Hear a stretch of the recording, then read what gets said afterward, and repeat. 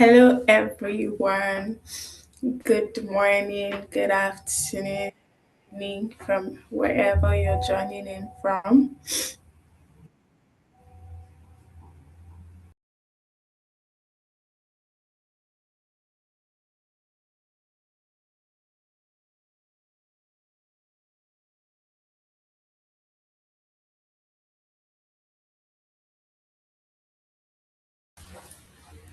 How are you doing today? I can see we have Adeshewa on the call. We have Cross Your Asamoah. We have Anita Ibiam. We have Edem Best Beauty. Adeyanju Folashade. We have Will Hamina Kambala. I hope I pronounced that well. How are you doing today? Let me know where you're joining in from. I'm so excited to be here today, and I hope that you're all excited. I see Sanita. Let me know where you're joining in from. I'm going to be reading the chat. Namibia. How is Namibia this, I guess, afternoon? All right. Can I see others put on their camera?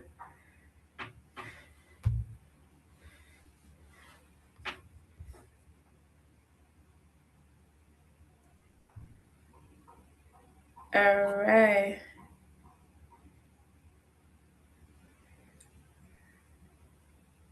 Cursius joining from Ghana. All right. Glad to hear that. Okay. So, you know how we do it. Before we commence fully, we're going to go to the group and invite everyone. Go and tag as many people as possible. I'm going to be in the group chat. We're over 300 and we're just nine on this call. That's 0%, not even anything near our numbers. So let's go to the group and invite everyone. We're not going to commence until we have a reasonable number on this call. Anita says, I'm joining in from Nigeria. Welcome, Anita. I don't know if the president and vice president are here. Please go to your group and invite them. Let them know that we have started and we don't want to waste time. I need to see at least 50 people on this call before I commence. 11, we are coming up. I need to see at least 50 people. We're over 300. We're over 300. So I need to see at least 50 people before we commence. So I'm just going to give you time to go to the group. Everyone here, go to the group, tag as many people. Adeshewa says from Nigeria, welcome Adeshewa. Go and tag as many people as possible, as many as you can tag, and let them know that we're about to commence. We're just 12. Yeah, that's not a very good number. Best Beauty from Nigeria. Welcome, Best Beauty. Let's go. Let's raise the numbers to at least 50. At least 50. You all signed up for this. So why you're not here is what I don't know. Let's do that. Edwina from Netherlands. Welcome, Edwina. Let's go to the group. Let's go to the group, the WhatsApp group, and go and tag as many people as possible and let them know that we are about to commence and we cannot commence on this energy. No way, no way, no way, no way. We can't have over 300, almost 400 people in the WhatsApp group, and then we have just 12 people on this call. It's not possible. It's not possible. Let's go. We're 12 on this call. It is not possible. If the president and vice president are here, let me ask, should we cancel today's class? Let's know if you're don't getting value and you don't need value again. You've gotten all the value that you need. So we can as well end here and I'll tell coach that coach, please sir, today is Valentine. Go and enjoy the day with your wife. The people in the mentorship hub said that they've gotten all they need from you. Do I have the president and vice president here? I need at least 50 people on this call before we commence. At least, the very least I want to see 50. So do yourself a favor, go and tag your fellow leaders, members, and let them know that we are ready to start. We are ready to start.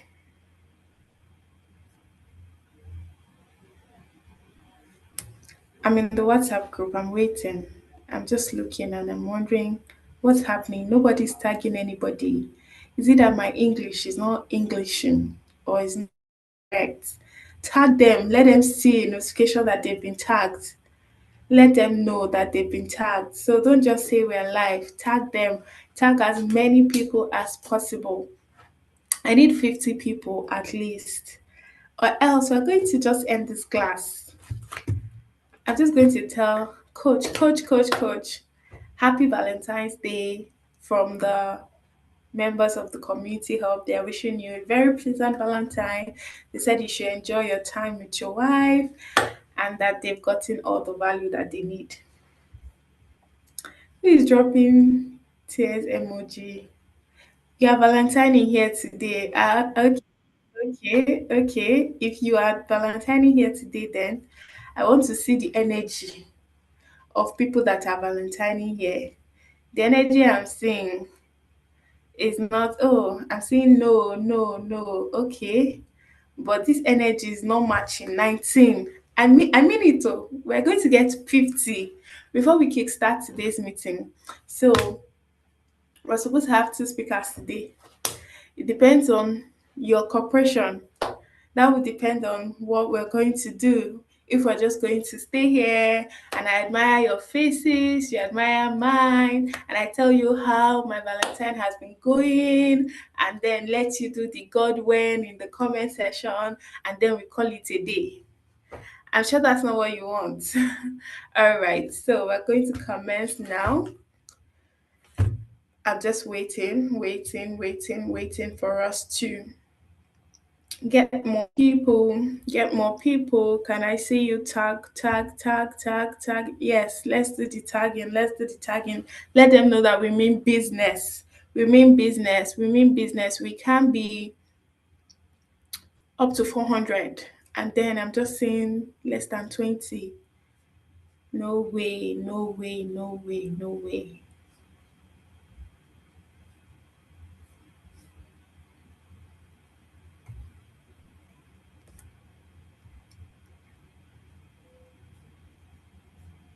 All right, so while we wait for people to join in, very quickly, I want to know how was the last class? How was the last class? Or how has this mentorship session been for you? I'd like you to unmute and speak. So if you'd like to speak, just raise your hand and then I'm going to let you unmute and then you speak. How has this mentorship session been so far? This is our fourth week out of 6 weeks. I want to believe that you've been noticing a very reasonable amount of change, improvement in your life, your mentality, your mindset. There have been mindset resets, and a lot has changed. So I would like you to speak. If you like to speak, just raise your hand and then I'll let you speak. Nobody wants to share. You don't want to tell us. First, you people don't want to join class. Second, you want to hoard the testimony of the impact of this mentorship session. Coach is not charging you. For some of you that don't know, maybe you don't follow him and check how much his rate card is to be in an hour session with you. And then he's coming to pour into you for 6 weeks. And Christian Money Woman was here last week. Maybe you don't know how much she charges. And she came to give you free wisdom that people pay to get. No, there's no way you're not going to give your testimonial. Let's go. I'm waiting. If you like to speak, just raise your hand. Let's know how has this mentorship session been for you. Out of the 24 people on this call, no one has been impacted in any way. Then it is at this point that we are going to end today's class. Since we are not ready to help me to help you,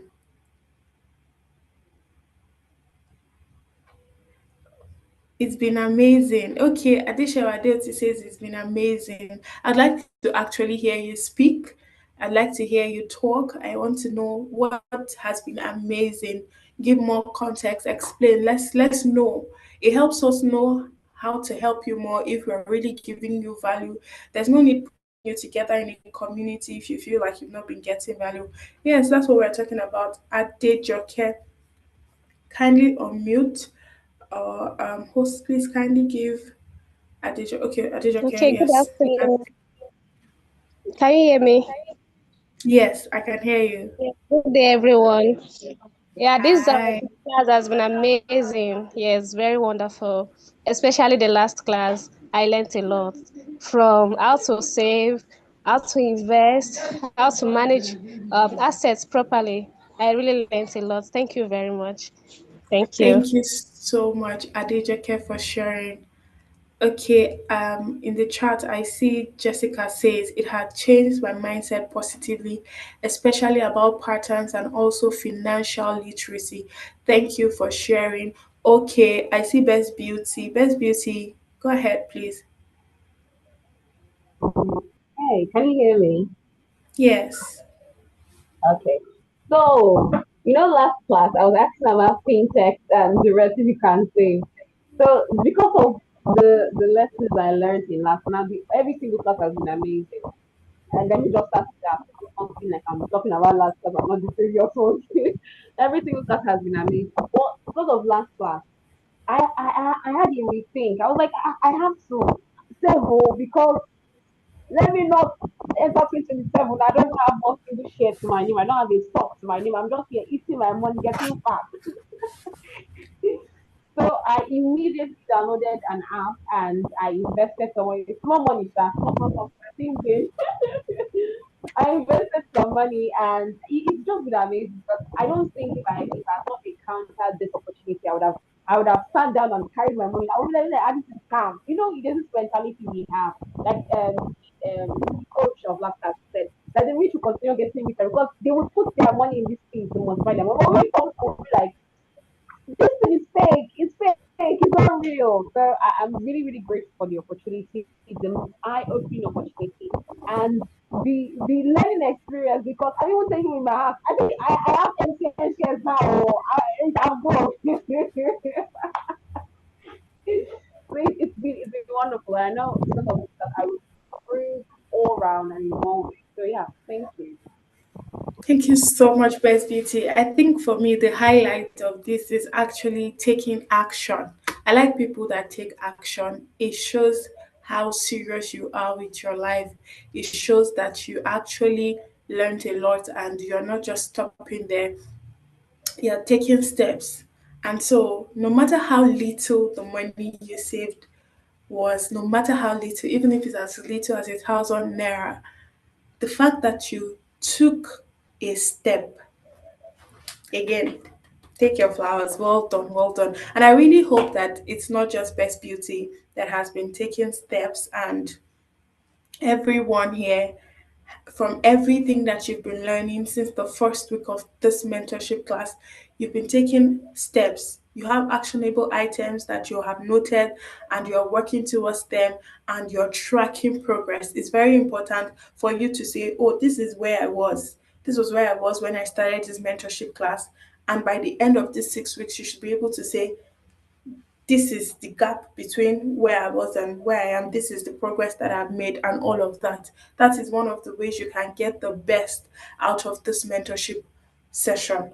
So, not to waste much of our time, we're going to go into today's session, and I am privileged to be the one taking the first session of today's class. For those who don't know me, my name is Deborah Victor Ayola. I am a certified marriage and family life counselor, and I want to say a very big thank you to Coach for this privilege to speak to you all today. It's a great privilege, and I don't take it for granted. Thank you so much. So, today we're going to be talking about dating intelligently.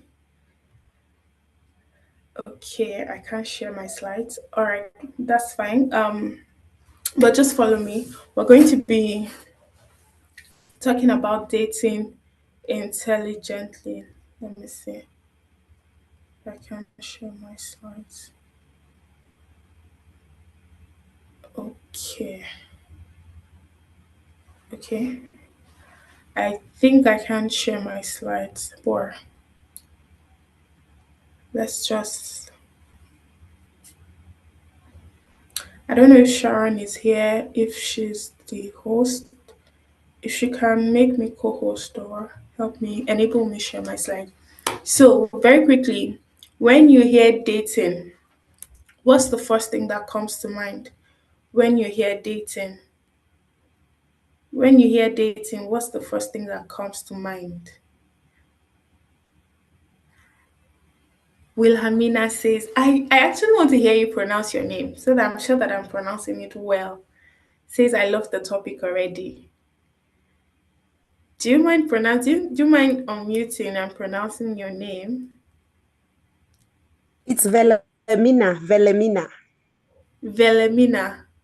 Velemina. Yes. Oh, Velemina. Oh, wow. Thank you for correcting me. Okay. Yeah, I love the topic already. So, when you hear dating, what's the first thing that comes to your mind? I want to see it in the chat. I'll be reading the chat. What's the first thing that comes to your mind when you hear the word dating?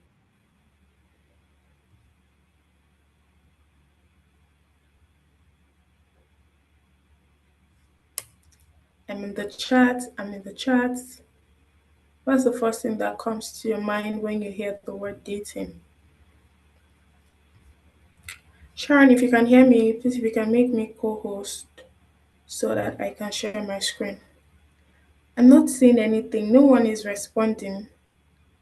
Boy and girl trying to see if they can marry. Okay, thank you. Who else? Who else? Who else? When you hear the word dating, I want to believe that a good number of us are in a relationship. So why are you pretending like this is the first time that you're hearing this word dating? What's the first thing that comes to your mind? What's the first thing that comes to your mind when you hear the word dating? Boy and girl trying to see if they can marry. Is that the word I see there? I'm not in a relationship, that's why I'm here learning. Okay, all right, that's fine, that's fair. So, everyone here is not in a relationship, getting to know and love the other. Okay, all right, love, all right, okay, okay, all right. Thank you so much, everyone, for sharing. So today we're going to be talking about dating intelligently. While I wait for host to give me permission to share my slide, I'm just going to commence and then move very fast. Dating intelligently is our topic for today. And for me, dating intelligently is making wise relationship decisions in today's world, making wise relationship decisions in today's world. And so, the first few things I want you to know is that dating is not just about connection, it's a discernment process. It's not just, oh, I feel connected to this person, I'm in love with this person. No, it's a process, it's a stage for discernment. And it is not only about finding love, it's about making wise relationship choices. That is the stage where you make wise relationship choices. I like to tell people that the culture that you build during your dating season is the culture that you would replicate in your marriage, even on a greater scale. The culture that you build during your dating season is the culture that you will replicate during your marriage. That's why you hear pastors will say things like, if you are not praying now as a single, or motivational speakers will say, if you are not studying, if you are not growing yourself as a single, the possibility that you will do that when you're married will drop or has dropped, because a lot of responsibility comes with marriage.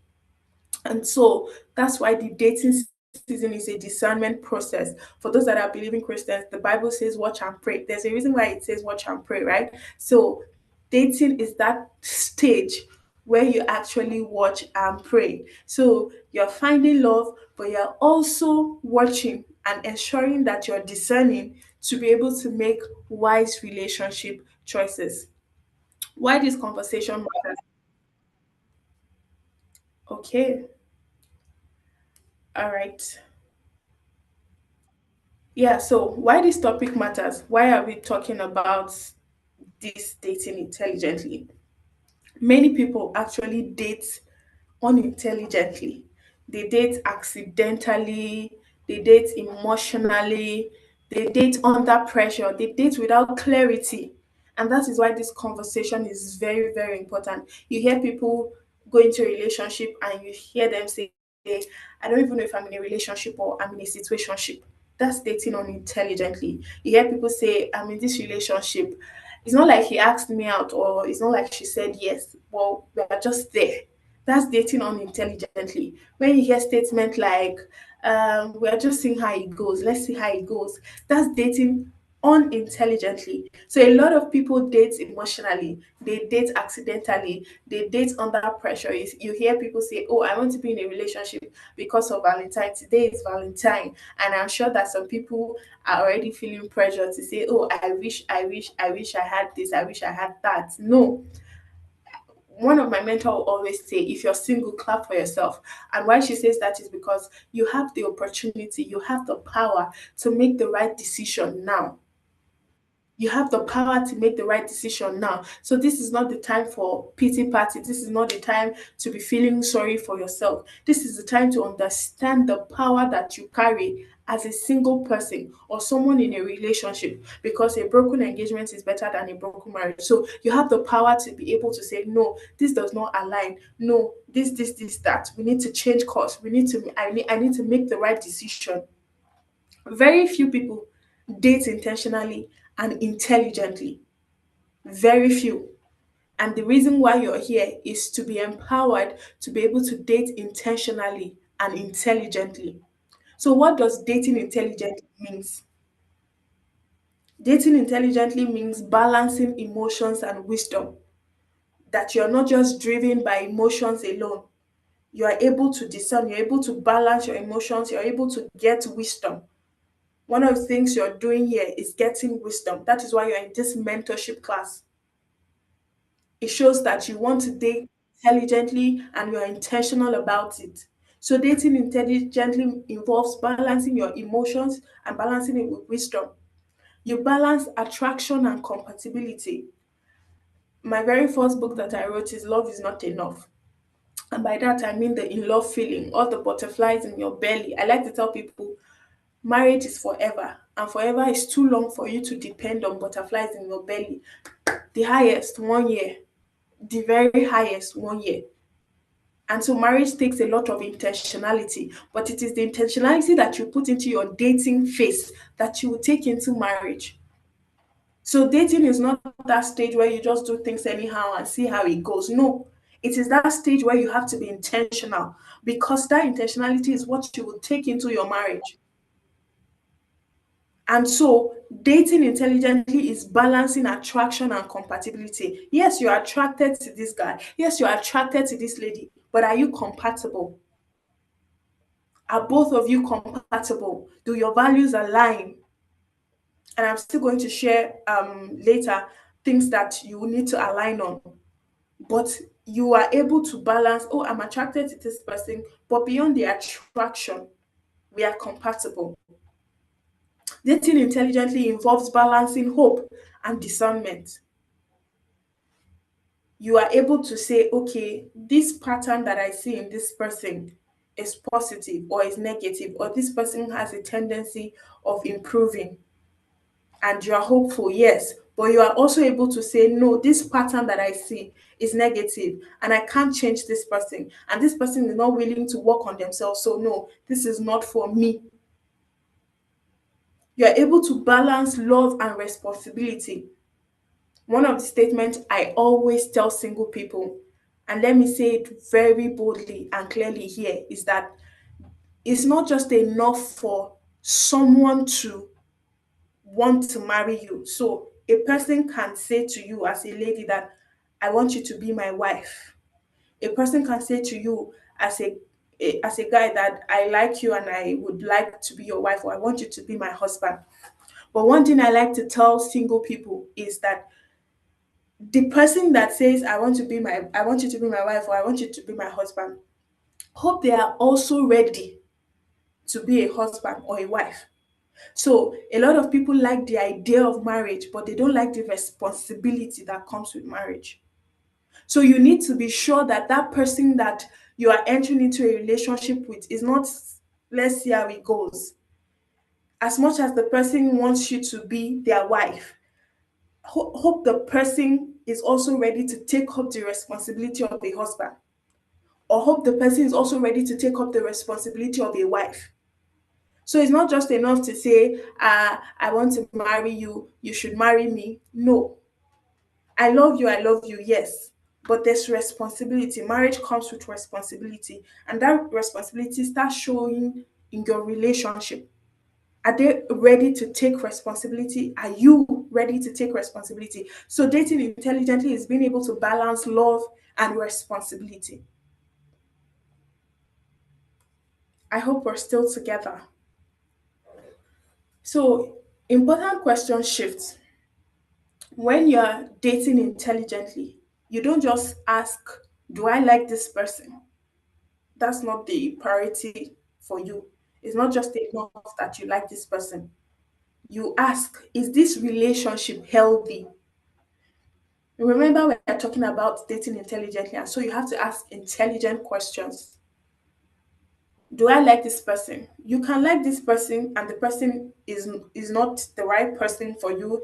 The person is not ready to be accountable. The person's values don't align with yours, and all of that. So you have to ask yourself, yes, I like this person, but does this person align with my value? Do our values align? Are we compatible? Are we compatible? Is this relationship healthy? Are we going in the same direction? Is very, very important for you to know. Are you heading in the same direction? And let me pause here and touch on this same direction and compatibility a bit before I move ahead. When I've heard questions as a marriage counselor, people will say, singles will tell me, how do I know that I'm compatible with this person? And when they say that, usually they're always referring to sexual compatibility. And I tell them that's the icing on the cake. There's a lot for you to check compatibility with. There's a lot for you to check. What let me put it this way. You were created with a purpose. The partner you want to get married to was created with a purpose. You need to check purpose alignment, that you are both compatible. And purpose is different from career. I'm not saying he's a doctor, you're a doctor, she's a lawyer, you're a lawyer. Yes, God can call you into that as your purpose, but there's a difference between purpose and career. So you need to be aligned. You need to be sure that both of you are compatible. One thing I tell singles is that the person you should be getting married to is someone that will partner with God that created you to help you become the version of you that God wants you to become. To help you become the version of you that you were created. Some of you, you were created to cause a shift in the fashion industry. Some of you, you were created to cause a shift in the tech industry. Some of you, you were created to cause a shift in the food industry. Some of you were created to cause a shift in the education industry. Your purposes are there, but you need to partner with someone that aligns with you, that understands and knows the gravity of what purpose you carry and is willing to help you achieve your purpose. And you as an individual have to be willing and ready. And so this dating phase is where you discover all of this, not in marriage. Dating intelligently is you paying attention to these things to say, does this person align with me? Are we heading the same place? Are we heading the same place? So it's very, very important that you ask yourself these questions. And what's the foundation of dating intelligently? The foundation of dating intelligently is self awareness. You cannot date intelligently if you do not know yourself. So, healthy dating begins with understanding. I had said earlier that you need to know if your values align and if you're compatible, if you're heading the same direction. But you cannot do that if you don't understand yourself, if you're not aware. So you have to have understanding of your values. You have to have understanding of your emotional patterns. You have to have understanding of your expectations. You have to have understanding of your triggers. You have to have understanding of your life direction. Some of you have unrealistic expectations. Some of you don't even know what your core values are.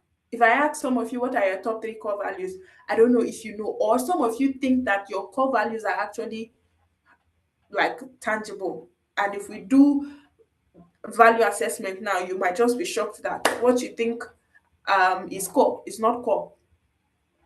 Let me even make it practical. I've been in sessions with people where I ask them what are your top three values. I hear people telling me she must have figure eight, he must have a car, he must have a house. And I'm like, do you even understand that no matter the amount of figure eight the lady has, she's going to give birth and it's going to change her.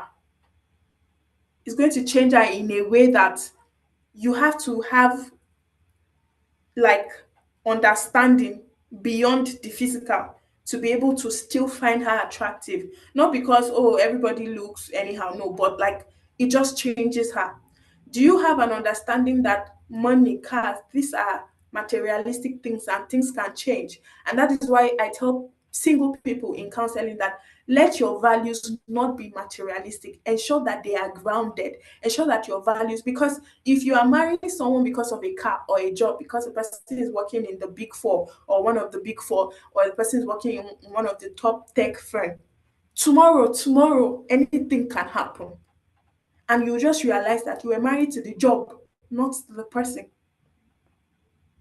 So you have to know what your core values are. You have to have an understanding of what your expectations are. Some of you have very unrealistic expectations. Your life direction, your triggers. Some of you don't even know your communication style. You don't know your conflict resolution style. You're just going into relationship blindly. But I'm happy for you because you are here to get wisdom. You're here to learn how to date intelligently. And so it's very important that you have an understanding of these core areas. Is very, in fact, basis, foundation, like I said, self-awareness. Is when you're self-aware that you're going to be able to know the right person that fits into the picture. I was in a class teaching yesterday and I was talking on this self-awareness and I was telling them that the level of or the degree of love that we accept is based on the self-worth that we've placed on ourselves. If you feel like you are not deserving of love, you will accept less. If you feel like you're not deserving of respect, you will accept disrespect. And so that is why self awareness is the foundation. The degree of love that you accept is dependent on the self worth that you've placed on yourself, the self awareness that you have on yourself. So I want you to ask yourself now, what kind of partner do I need? Some of you want a certain kind of partner, but that's not the partner that you need or that your life purpose needs. So you have to be able to differentiate between the needs and the wants. So what kind of partner do I need? What patterns have I repeated in my past relationship, for those that have been in a relationship before, what are my non-negotiable values? Something that is a deal breaker for someone might not be a deal breaker for another person. So it's unique to you. What are your non-negotiable values? Some people can deal with disrespect. Some people cannot deal with financial misalignment and all of those things. You need to sit with these things and ask yourself, what emotional wounds influence my choices? And let me just say this: if you've missed any of coach session, please go back and watch on YouTube. It's very, very important because a lot of people in this generation are making relationship choices and marital choices based on emotional wounds, not clarity, not healing. You see people projecting fears, traumas on their partners, on their marriage. So you need to sit and ask yourself these questions. I'm going to take a pause just to know that we're still together. Are we still together? Let me check the chats. I see some messages. Okay. Please give me a thumbs up if we're still together. Give me a thumbs up. Give me a thumbs up. Okay, I see yes, yes, yes, yes, yes, yes, yes. All right, all right. Thank you so much. I'm going to move on very quickly then. So let me talk about attraction and compatibility. Attraction can start a relationship, but compatibility is what sustains it. Remember, I said that the in love feeling, the whole butterflies in your belly, is not enough to sustain forever. And I like to break it down so that people think about it realistically. When people think about forever, some people just be like, forever, when we get to that bridge, we'll cross it. Let me break it down for you like this so you understand. Forever could be 50 years with someone. Forever could be 80 years with someone, could be 30 years, depending on your age, depending on when you get married. So imagine living 50 years or 80 years, adding to this year that you already have, let's say 50 years of your life, 80 years of your life with someone, and what you want to sustain it on is butterflies in your belly. Does it make any practical sense? Remember that this person would grow, even as a man. Remember that the man would grow old and energy level will not be the same. Physical energy, maybe now he's tall, dark and handsome, skin popping, all those fantasies that we have, or this thing, we are seeing the lady everywhere, check, check, check, figure eight, this and this. And then you that you want a figure eight wife is still the same you that want your wife to give birth to 4 children and still maintain figure eight. Shey you see that you have a lot of questions to ask yourself. As a lady, you are chasing car, you're chasing Mercedes. I'm not saying these things. I mean, good life. I love good life. So please, I'm not saying these things are not important. I'm just saying that they should not be the core. And attraction is very key. Let me just stop and put this in. I'm not saying that don't be attracted to the person you want to get married to. You need to. I used to say to my husband that whenever I am angry at him, I don't like looking at his face because I'm not able to communicate my thoughts properly. That's how attracted I am to him. And I'm not even joking.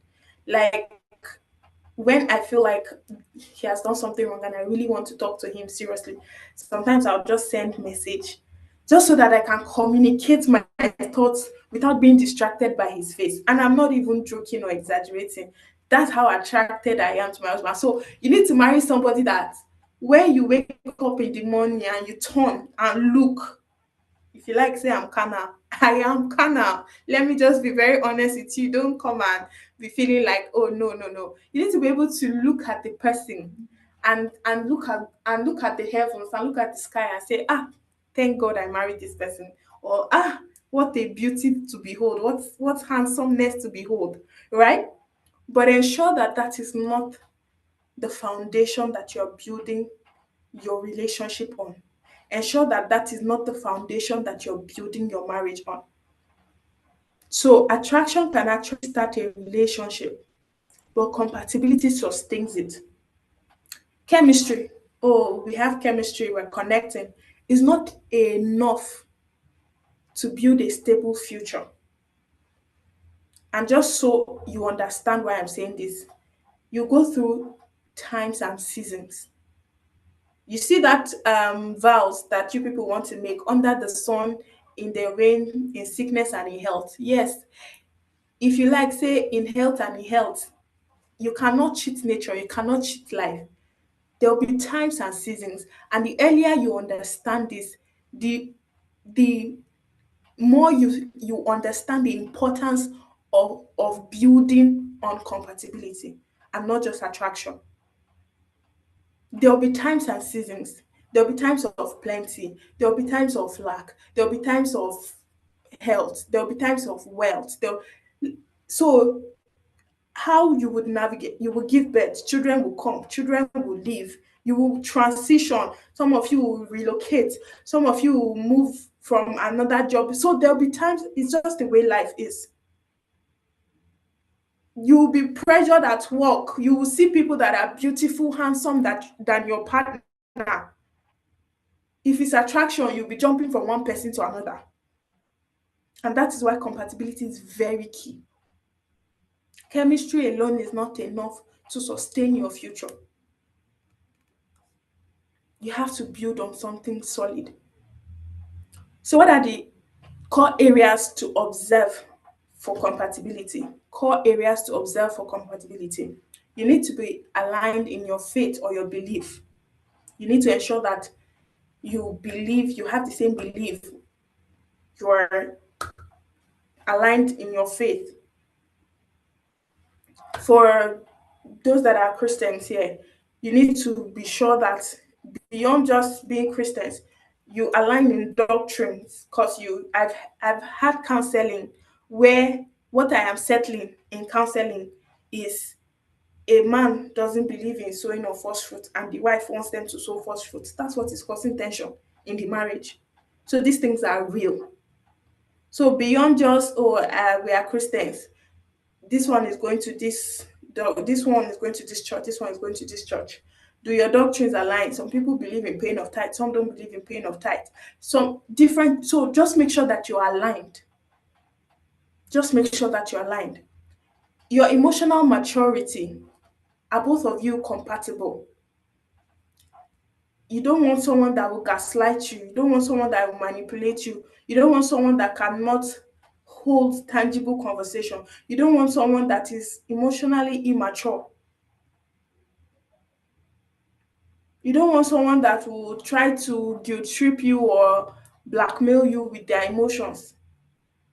You don't want someone that cannot be emotionally accountable. So you have to know, and that's why I'm listing these things, these areas out for you, so that you can understand or you know the areas that you need to touch on. Communication style, you have to know, do our communication style align, or are we compatible? Does this person listen? Does this person know how to hold intelligent conversation and all of that? Your financial mindset, are you aligned? And this is not just about I want to make money, I want to save money. One thing I've discovered in counseling about financial mindset is that one of the reasons why some people are not financially aligned is because of the financial mindset they have and the financial vision that they have. And so let me break it down like this. It's not just your say your what's it called now, your financial style is not about you being a saver or a spender or anything.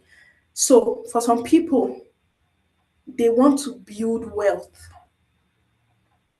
Some people want to build wealth, they want to create wealth.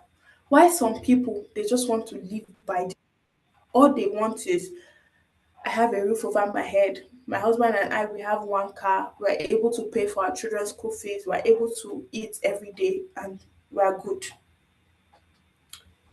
None of it is bad. What is bad or what usually causes friction is that you don't discuss your financial visions. You don't discuss financial alignment. And then you that wants to build wealth, you know that wealth creation is what you want to, is what your goal is. You now go and get married to someone who just wants to live by the day. When you are taking risk, that person will understand. And it will look like you are making the worst mistake or you are putting the person's life at risk because there's no manner of English you will speak for that person to understand. When you want to close a big deal, the person is feeling like you are too money driven. So you need to understand if your financial, if you both are aligned financially. Some people don't believe in saving, some people don't believe in investment. They'll tell you all this thing you're speaking is plenty. You cannot learn everything that you learned from last class, from Christian Money Woman, and still go and make mistake. It's not possible. You should not. Your life direction, are you aligned? So let me stop here to say this. Like I said earlier, purpose and career are two different things. So let me give this practical example. I'm trying to use a very popular person that everybody might know. I don't know, but let me use Vicky James. Some of you might know Vicky James. She's a very popular Nigerian fashion designer. Someone who has a purpose in fashion and someone who is doing fashion as a side business, they operate differently. They operate differently. So your own purpose can be fashion, and this other person is doing fashion as a side hustle. The result that you will get is different. So for some people, that fashion can be purpose. For some people, it's just a career path. Let's just see how it goes and all of that. You that you know that fashion is your purpose, the energy, the investment you will put into it is different from a person that is just doing it for salary, let's just make money and move. In fact, your creative juice will be opened, you'll be getting ideas, you will go through the seasons regardless of everything that is happening. So I'm not saying when I say life direction, I'm not saying marry someone who is into fashion because you're into fashion. If it happens for you like that, lucky you, good for you. But if not, your partner can be in the tech industry, can be finance industry, and you can be in the food industry. What is important is that both of you are aligned. Both of you are willing to help each other achieve your purpose. Every day, you're putting in intentional effort to support each other. Not that you feel like, oh, you as a man, you have been called into. So let me even give a very realistic example with me and my husband. My husband is in the health industry, and I remember when we were dating, he told me, he said, the kind of work I've been called to do, I'm not a doctor, so I'm not going to be doing the 9 to 5 kind of thing. His kind of work would make him travel because he's in the developmental space, and he's like, I hope you'll be comfortable with me traveling because my kind of work would make me travel. And then he said to me, he said, I'm not just doing this for the salary or to just get money or to just travel. This is purpose for me. And so hope there would not be friction when I have to travel and you will now start complaining, you're always traveling a lot. Let me just tell you, beyond just the career or job, this thing, this is purpose for me. And he told me this is the end goal for this. Yes, it's a career path, but it is also purpose for me. This is the end goal. And so these are some of the sacrifices I have to make. Are you willing to make it with me? This, that. So you need to be able to have that understanding. And that way I'm able to support him. Same thing for me. He's able to support me and say, oh yes, go for this, go for that, do your thing. So you need to know if you both are aligned in your life direction. Family expectations. Don't enter marriage blindly. If you are a family, um, if you are someone who prioritizes family, you want to ask, I am this person. Our values, does it align when it comes to family expectation?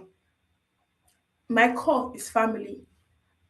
And I like hosting family and friends.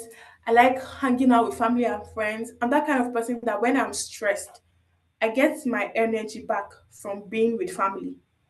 I get my energy back from being with friends. I and so that's why one of my most precious place is my home with my husband and my daughter. Like I just get energy because I know I don't have to form, I don't have to know. And so these were conversations I had with my husband. Conversations like, how do you like spending Christmas? Do you want us to travel or you want us to go and spend it with our parents? So that nobody is having friction. And you not come and be saying in marriage, I thought we assumed. No, no. I used to tell people that are in relationship or that are single, no conversation is too big to have in your relationship.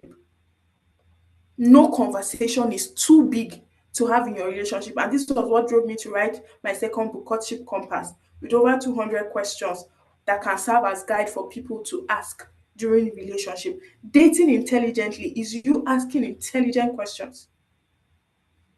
Don't assume. Never you assume. Ask anything you feel like needs to be asked. Ask. Conflict resolution. Some people have very unhealthy conflict style. You want to find out if both of you are aligned when it comes to your conflict resolution style. One exercise that I want you to do later after this class is to write down 5 things that I enjoy in a partner. That's you. 5 things that you enjoy in a partner, and 5 qualities that you need in a life partner. They are two different things. And remember earlier I said that when I was talking about some questions where I said you need to ask yourself, what do I need in a partner, not what I want. So that's why I want you to write it down. What are 5 things that you enjoy in a partner? If what you need in a partner is what you enjoy in a partner, good for you. But it just helps you itemize to say, okay, maybe you enjoy that this partner is fine, she has figure 8, she cracks you up, and then you realistically tell yourself, I need a partner that will respect me, I need a partner that is spiritual, I need a partner that is intelligent, and you now compare to say, okay, I need to prioritize my need over my joy. Let me take a pause here to be sure that we're still together. I'm going to go through the chat now. Um,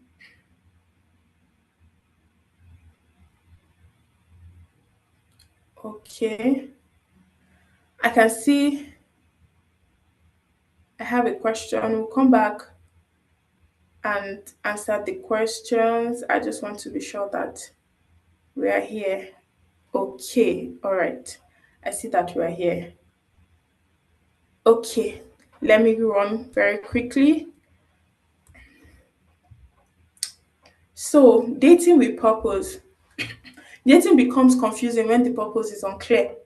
Some people date to avoid loneliness. Some people date for attention. Some people date because of pressure.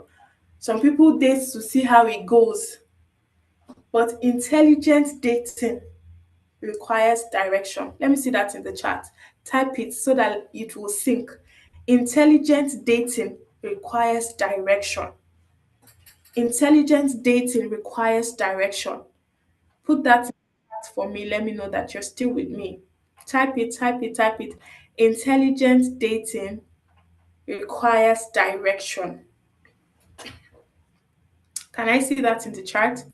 Intelligent dating requires direction. I'm waiting, I'm waiting. Are we still together? Intelligent dating requires direction. Exactly, Adeshewa. Yes, best beauty. Intelligent dating requires direction. Yes, yes, yes, yes. Achievers. Intelligent dating requires direction. All right, thank you. So don't just date to avoid loneliness or because you feel like, oh, I'm running out of time. No. And for intelligent dating, you need to be emotionally responsible as an individual. You need to be emotionally responsible. Your partner is not responsible for fixing your loneliness. Your partner is not responsible for healing your self worth. Your partner is not responsible for completing your identity. Your partner is not responsible for managing your insecurities. You have to be emotionally responsible. You have to be able to take accountability for your emotions. When it comes to emotional healthy relationship are two whole people connecting. So you want to date intelligently, you have to be wholesome. Don't come and rely on your partner and say, fix me, heal me. No. Dating intelligently includes emotional growth. Emotional growth. And so, for example, now, if you have anxiety, maybe you're in a relationship and you call your partner or you send him or her a message and the person delays before responding and you're always having anxiety and panicking, maybe it's a sign of emotional insecurity. You call the person by 7 and I had a client like that who says if she calls her partner by 7 a.m. and he doesn't pick till 7:05, she's already thinking, who is he with? Why is he not picking my call? What is he doing? And I didn't understand how, because I'm like, do you understand what you will come and do in marriage? There's a lot. There's a lot of responsibility. She will get angry if he doesn't call her before leaving the house. He doesn't, no explanation is enough. And so one of the things I told her is I'm grateful for her that she realized this as an issue and came into counseling. Some of us are just projecting our insecurities on our partners, and that's why you're here to learn. Red flags versus discomfort. Not everything uncomfortable is a red flag, and not every red flag feels uncomfortable immediately. Some people say, oh, it's just disrespect, it's just hot temper, it will ease out, he will change, she will change. Not every red flag feels uncomfortable immediately. Not every red flag is shouting. So you have to be able to discern. You have to be able to discern because discernment is key. Remember, I talked about this earlier. Discernment is key.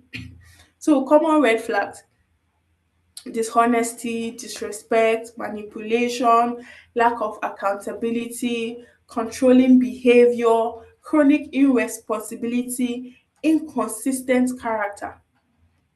These are common red flags that you should pay attention to. And if you are dating intentionally and intelligently, you will pay attention to these red flags. So, first, you will be emotionally responsible. Second, you pay attention to red flags because patterns matter more than promises. You have to know, what patterns have I noticed in this person?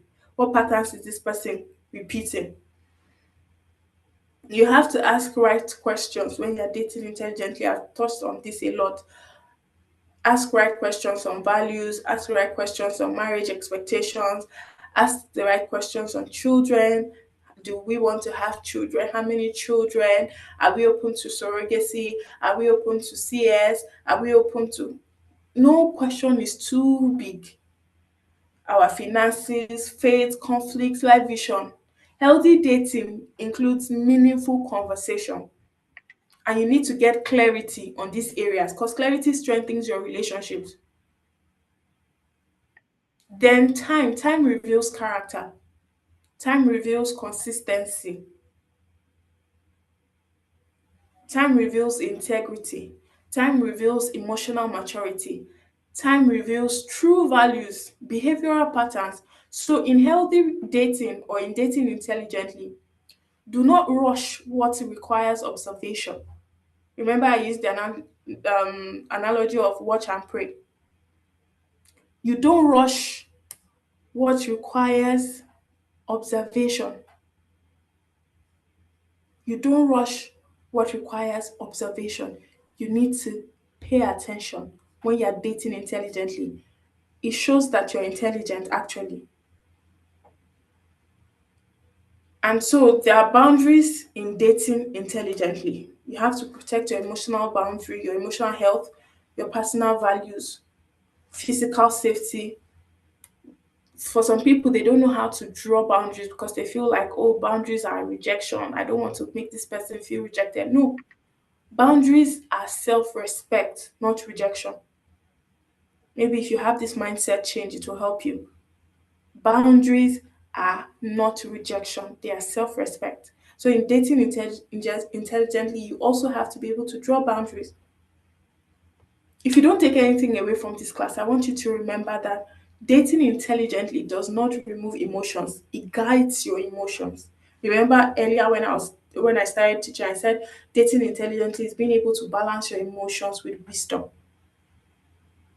So dating intelligently does not remove your emotions. It guides them. And yes, love is powerful, right? But wisdom makes love sustainable. Remember this, love is powerful, but wisdom makes love sustainable. It is wisdom that will guide you. You need dating intelligence, you have wisdom. So you need wisdom, and that is what will make the love sustainable. I came up with a worksheet, like a workbook that Sharon, if you're here, please you can just share it in the WhatsApp group, just to serve as a guide for you to think through. I know I've said a lot, but one thing I'll just say you should do is when you're listening to the replay on YouTube, you can also sit with your workbook and sit with it and go through the questions that are there. Sharon will share with you in the WhatsApp group. But basically, I just highlighted necessary questions that you should ask yourself. So I don't just want to leave you after this class hanging. I want to be sure that you are empowered to be able to take the wisdom from this class and act on it. And so you see questions on self-awareness. Remember I talked about self-awareness as a foundation of dating intelligently. So what you answer the question of what kind of partner do I need, not just want. What relationship patterns have I repeated in my life? What emotional triggers show up when I am dating? What are my top 5 non-negotiable values? What areas of personal growth should I prioritize before committing seriously? Then on the area of attraction versus compatibility, you list 5 qualities you enjoy in a partner and list 5 qualities you need in a partner. Then you now highlight the difference where you notice the difference and which one you feel like you should prioritize. Then when you're on the part of dating with clarity and purpose, you ask yourself, why do I want to be in a relationship right now? One question I ask singles is, if you get married today, what version of you are you taking into that marriage? Are you taking the broken version, traumatized version, healed version, wholesome version? So that's also a question you can ask yourself. If I'm to get married today, what version of myself am I taking into that marriage? So you ask yourself, why do you want to be in a relationship now? What does a healthy relationship looks like for you? It helps you know what to look out for.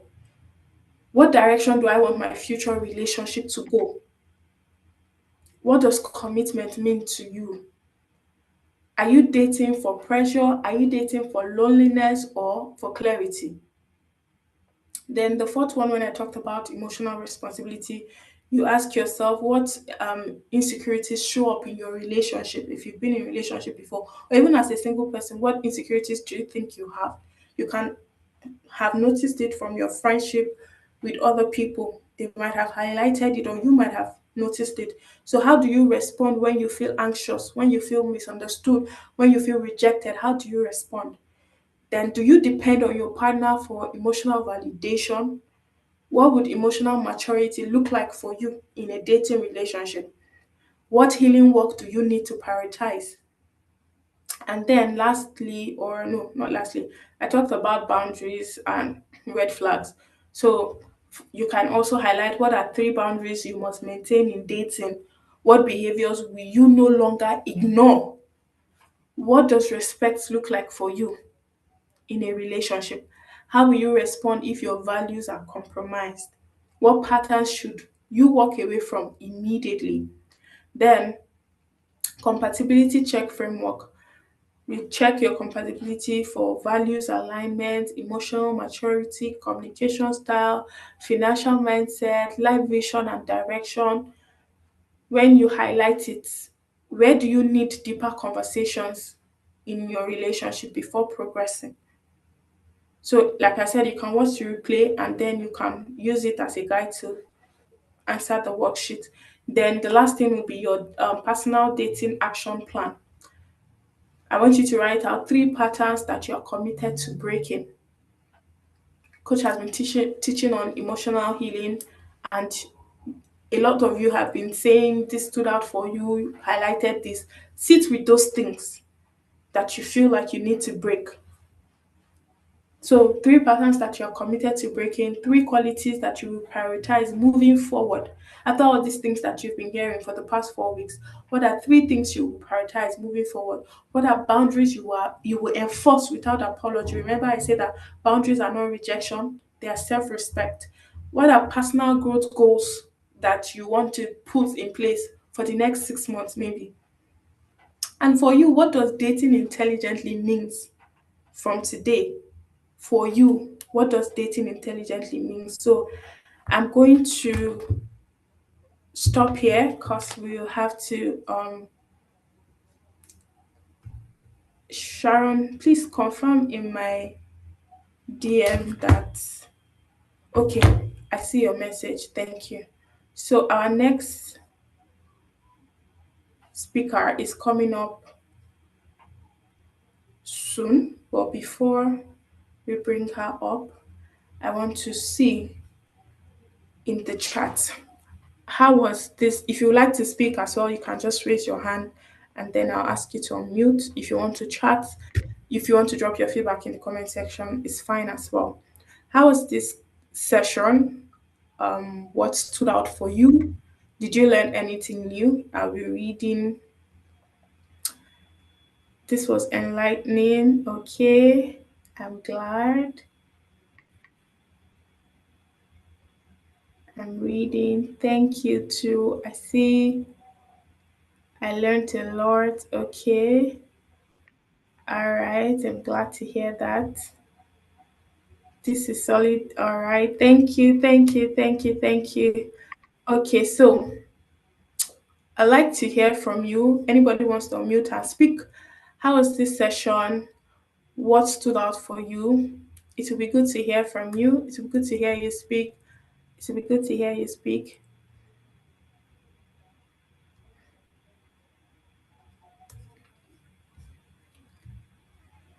All right, best beauty. Let's go again. And you're actually beautiful. Thank you. Thank you very much. It is here. I just, you know, when this class is just hitting on some things that I I would have never thought about. Recently, as I just started this, I decided I would be much more intentional about the things I'm doing. I've just been hearing about purpose, purpose, purpose. So what stood out for me is when you said that attraction starts a relationship, but compatibility sustains it. Because I know what I've been following for. When you be with somebody and you have no business to be with that person because the way the person sees you as a woman is not how you want to be seen as a woman, but because you feel like you have to be in that relationship to be loved and to be seen, you stay in the relationship, you're not happy. So I'm really happy that I'm learning a lot of things before walking into marriage finally at the end of the day. Because now I know that in as much as I want to date a fine man, if the fine man is somebody that I cannot sustain a relationship with, there is no reason for me to be in a relationship with that man. If the man is all handsome, all nice, but it's always gaslighting me, always making me feel less of myself, I'm always feeling like I'm tripping. There's this some in my life. I was telling my friends that, oh, what is it everybody else? Because I said this thing in the end. The person gaslighted me, and I was one apologizing. I was like, after I apologized, I realized what happened. So I'm really, really happy that I'm going through this path because I have learned that attraction and compatibility it's very good to be attracted to somebody, but it's not compatible. It should not work. If the person is not emotionally mature to accept that the person is wrong, and if you're not emotionally mature to accept that you are wrong, the relationship will not be able to work because two captains cannot run in both. One has to bend down for the other one to calm. That's what I've learned. I've also learned a lot from this purpose and career because me personally, I am a very ambitious person. I don't see myself staying at home, um, except it's for retirement and spend time with my kids. So just sit down at home and be waiting for a man to feed me. I don't think I've ever seen myself as somebody like that. And if I want to date somebody now and the person is always like, "Ah, you have to be at home, I will feed you," I don't think it will be able to work. So it also aligns with the fact that yes, so everybody wants to marry a rich man, oh, that's fine and good, but would I be able to stay with somebody who would not be able to accept my path in life, my purpose in life, what gives me joy? So this has really been eye opening to me. And in fact, everything you said from the beginning of the class till now, I've taken a lot of notes from the fighters I enjoy in the partner to the fighters I need in the partner. So thank you very much. Thank you. I don't think I have any other thing to say. But I really appreciate the experience. Thank you. Thank you so much for sharing that feedback, SBT. Any other person wants to go? I'm really glad that you learned a lot and you've gotten so much value. Any other person wants to share before we bring our next speaker up? Any other person wants to share? You want to unmute and speak? Kindly just raise your hand up and I'll call you.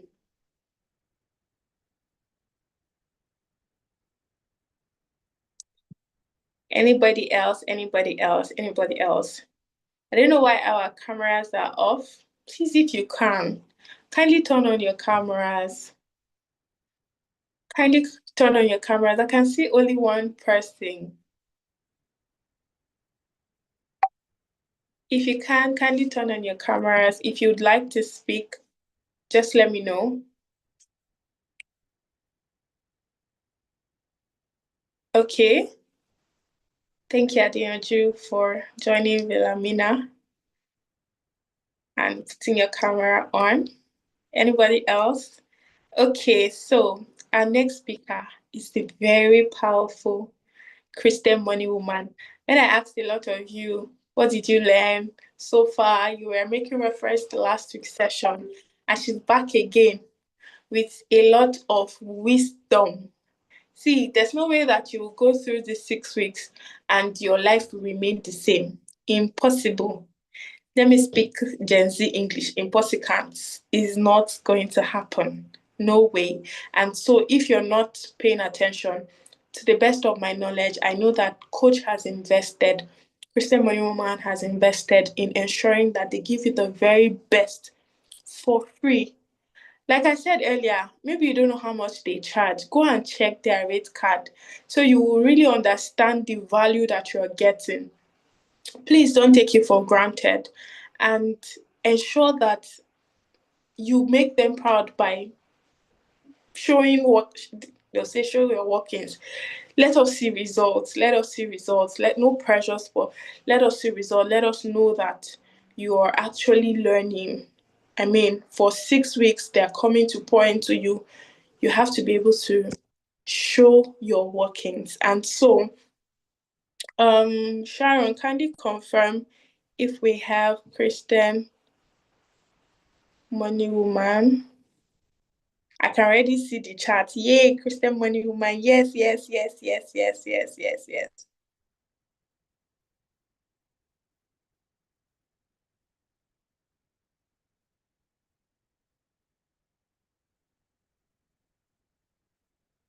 A minute.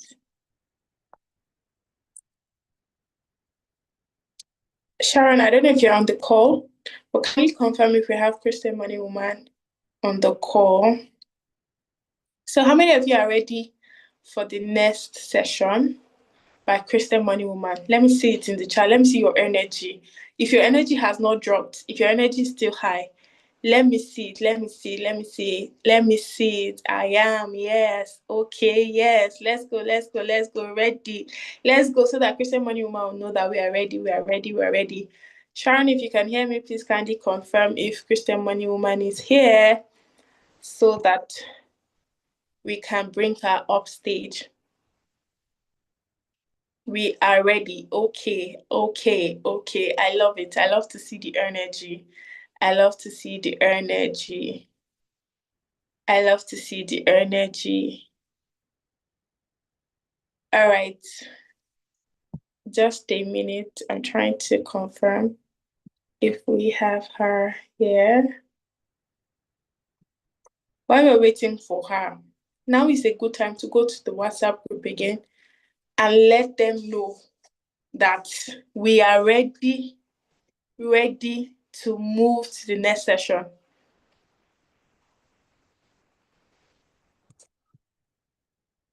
Okay, we are ready to move to the next session. So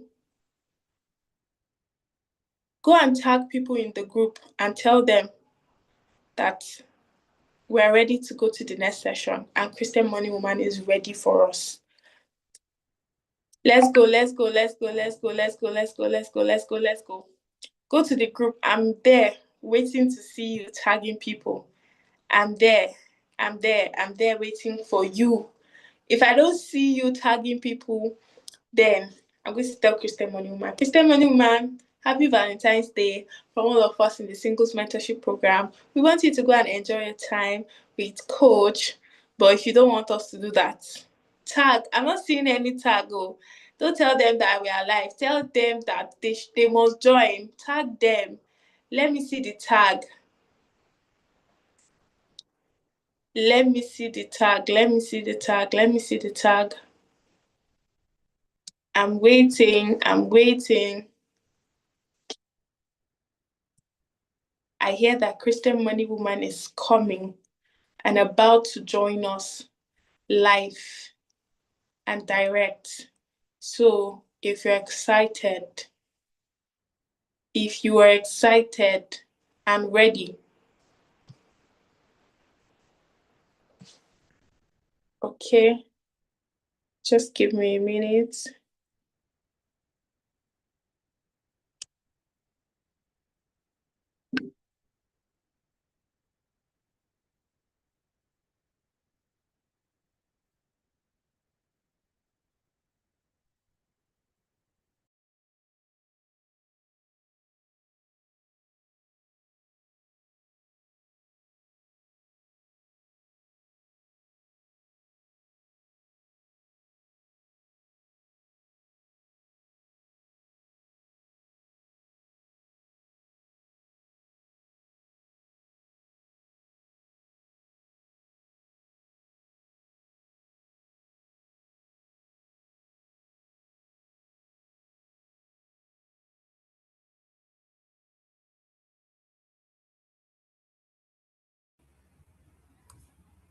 Okay.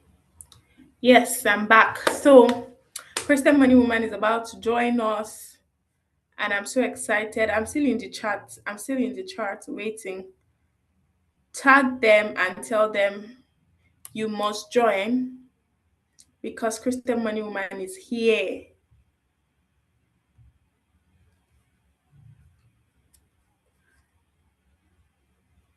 How do we have 20 something people on this call out of almost 400? I need to come to your community this week and find out what is going on. President and vice president, what is happening? What is happening? Why are your people not here? Okay. My God, when I was saying it on the call earlier during my session, that as much as I say don't depend on attraction, ensure that there's compatibility. But I also said something. I said you need to be sure that you're attracted to that person so that even when you're angry and you turn and behold the glow of the person. Christian Money Woman is going to say Deborah has started now. You know that your body will calm down. You know that there's no way coach will wake up and see Christian Money Woman. And not, I like the fact that it's coach and Christian Money Woman that puts this together. So there's a lot of balance. You get life and direct lessons, physical lessons, emotional lessons, technical lessons, everything made available for you. So let me see in the chat if you are ready. If you can behold the glow. Today is Valentine's Day. And for those of you that don't know, Valentine's Day is very special for married people. But coach has said, no, I'm not going to leave you people hanging. And today you must get wisdom. And Christian Money Woman is here, life and direct. The money in her name is not sticker, it's not for jokes, actually, it's real. So she can be making money now, but she's here with you people. Let me see the excitement in the chat, or yes, I'm going to tell Christian Money Woman to go and spend her Valentine with Coach. Let me see the excitement in the chat. Are you ready to welcome her? We're so excited to have you on board today, ma. Thank you so much for last week. We're excited and we are ready, so ready to learn from you and receive all the wisdom that you've come here with. Thank you so much, Ma, and over to you. Host, please, can you help us unmute her? Okay, sorry, I'm unmuted now. All right, so happy Valentine, all of you. Happy Valentine. Hope you're having a very good day. Okay, so let's start off from I didn't have the luxury of time to take questions. Not was it last Saturday or upper Saturday? The last time I took Osha. So can we start off from there? Do we have any questions before we get into what I have for us today? Don't worry, today we're not talking about money. We'll talk about love. But do you have any question? Let's quickly take that in the next like 5 to 10 minutes. Or should we do it this way? Should we take the questions, everything together after this session? Or should we take money on first? Let's clear that one. And then we'll now go into today's sessions. And Deborah, what's your recommendation? Actually, Ma, I would say that you should go first. Then we can take questions towards the end. Because that love part, even me, I'm here. I'm sat. We need to learn. No, actually, it's not for you. This one is not for you. It's not for you. It's for people that have not married. Okay, so today, it's not the topic of my sermon. I'm not a pastor here. So the title of our session today is What Love Is Not.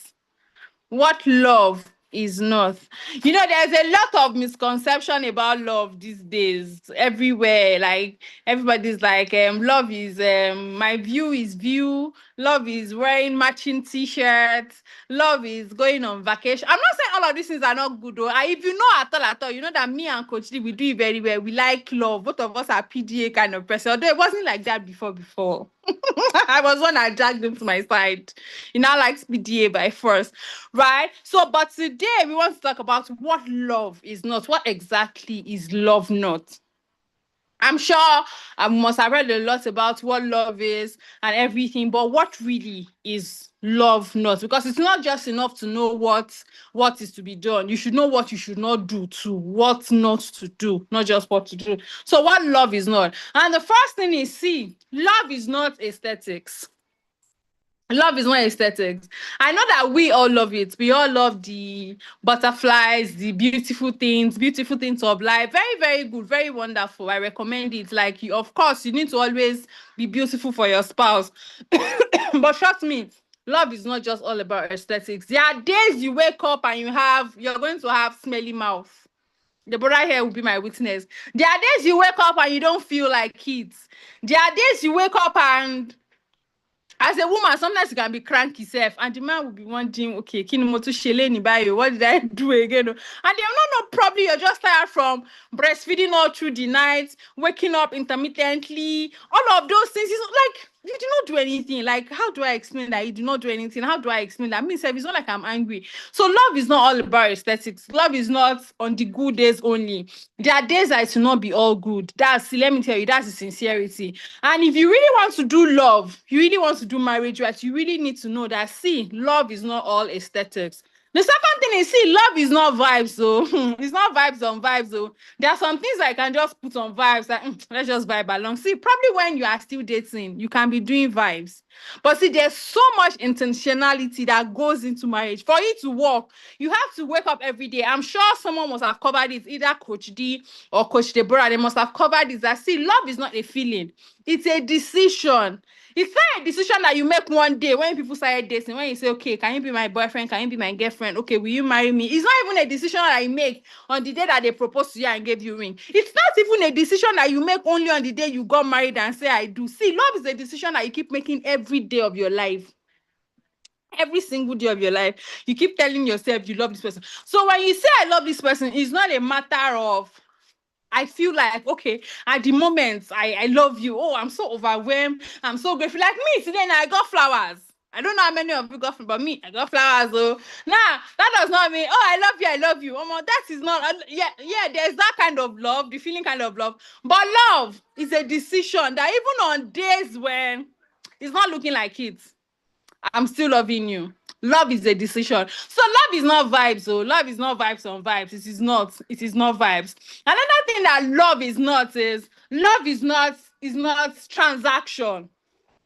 See, that one I've experienced it. I've seen it very, very well in this my own line of work.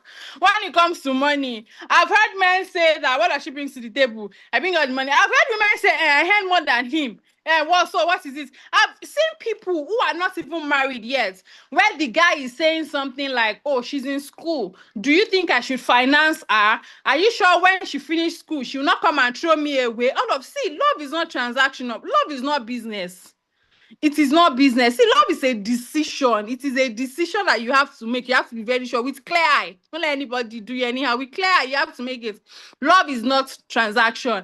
And of course, I don't know, probably we've made this scene a little bit biblical or not, but please let me delve a little bit into the Bible. I've not opened Bible for you. Don't worry, I'm not preaching. But 1 Corinthians chapter 13 tells us a lot of things that love is and what love is not. Another thing is, see, love is not boastful. Love is not boastful, because I'm sure you've heard this over and over that marriage is not 50-50. Love is not 50-50. Marriage is 100-100, and it's not literally 100-100 at the end of the day. For sometimes it might be somebody's 90 and another person's 10. But the thing is, even when it looks like it is 10% that I'm giving right now, it is still my 100 at a time. I mean, there are days I wake up late and it's my husband who gets to prep the kids to school, fix their breakfast. Probably I didn't sleep all through the night like that. So on that kind of a day, you that you're looking at us from outside, you think, she's only bringing her 10 and Coach G is bringing his 90. But even on a day like that, I am actually bringing my 100. So love is bringing in your 100. So it is not boastful. So you can imagine on days when probably he's bringing more, he's now like boasting that, hey, at least I'm the one who took care of the children on Monday, Tuesday, Wednesday. What did you do? Or on days means I feel like, oh, and Shebi, I'm the one that I'm cooking for you every day. You go to work, you come back, all of those. So love is not boastful. You cannot be counting scores inside marriage. Oh, hey, Jesus. Hey. When they say that marriage is for two great forgivers, it is what it is. Because see, you people you will offend each other. Sometimes you offend each other in ways that you cannot even communicate, but you just think that you just feel offended or something. But Yoruba people have a saying that like if you don't forget what happened yesterday, we will not have to talk again tomorrow. So that's it. Marriage is the perfect template, a perfect place where that thing can be practiced. Just imagine your husband hurts you or your wife hurts you, and you want to start thinking of it still. It cannot work like that. So it's not boastful. You cannot be keeping scores. And all of this thing I'm saying, let me say that it starts off from your relationship. It starts off from your relationship. See, look at that person. What are the chains that they are giving? A very good thing I can say is the Bible says, he who finds a wife finds a good thing. Meaning, for you, before you even get married, you're already like a wife. Do you understand? There are things that you just, my husband is always saying that there are some people that you just say, this person looks like a wife already, even before they are married. And the truth is that there are men like that too, actually. Men are supposed to, in fact, before I got married to my husband, he looked like a father figure already. So that's the kind of what we are saying. Just like a woman too will look like a mother. The way she nurtures, the way she is, you just feel like she's a mother. Then when my husband used to say it before I got married, I didn't even quite understand. What I used to say is because I'm a first child. So I have that instinct in me to nurture. But I realized that it's not about being a first child. Even if you're a last child, it's all of these things I'm saying. It has to be inside of you even before you get married. Even before you get married, all of these things, you have to know that, it's not there. See, if you're in a relationship with somebody and the person is already asking you what you bring to the table, see, just scatter that table and just leave. Because if you're in that relationship and they're already asking what you bring to the table, see, the chances that when you get into the marriage, that kind of a person will not see, because that kind of person does not have foresight. And I'm not saying just men telling women alone. Even women, they're already thinking, what's this guy doing for me? Because I have sessions with people, women that are like, I make more money than him. I don't know, what does he have to offer me? Me, if I can tell the man the truth, I say, see, just leave this baby alone. No. Because there's nothing you want to do that will ever be enough for that kind of a person. She already feels money is everything. There's a lot of things that my husband brings to the table. My husband brings covering. I'm not going to lie. I do not pray as much as I used to pray before when I was single, because I have a covering. Every day I wake up in the midnight, my husband is kabashing. For some reason, I'm a little bit relaxed. Although I'm not saying it is good, because this race, it is a personal race. When I get to heaven, I'll not tell God that it's because my husband is praying. That's why I'm not praying. But you understand what I'm saying? Because I have this covering. In fact, I'm into finance, right? And I used to tell people, I just had a session not quite long ago where I was telling people, where I was telling this person that me, and when I want to invest, I put my money in this, I put my money in this. And this person was trying to ask me, so why about your emergency fund? I said, my husband is my emergency fund. And that is just the sincerity. For some reason, I don't bother about some things again, because I just know I have husband. I just know if everything is scatter, I have, at least at this point in my life, I'm not bothered about where to eat and where to live, what to eat. There are just some things that cannot enter my subconscious. And why? Because I have a husband. So do you understand? So if imagine probably today I start earning more than my husband, and I'm thinking, and what does it do for me? I now have money like that, like that. You understand? There is more. There is more. The way this man intercedes for the children, the way there are things I just do. Even okay, don't let me make it all spiritual. Little things like today, I was going out. It was when I was about to go. I was in the bedroom. I think I was taking care of the children or something. My husband stepped out to go and what did he even go out to go and do? I can't remember. And he just came in and told me that my tire is flat. That I have to change it. Is it me when I come down with the children that I want to come and start changing tire?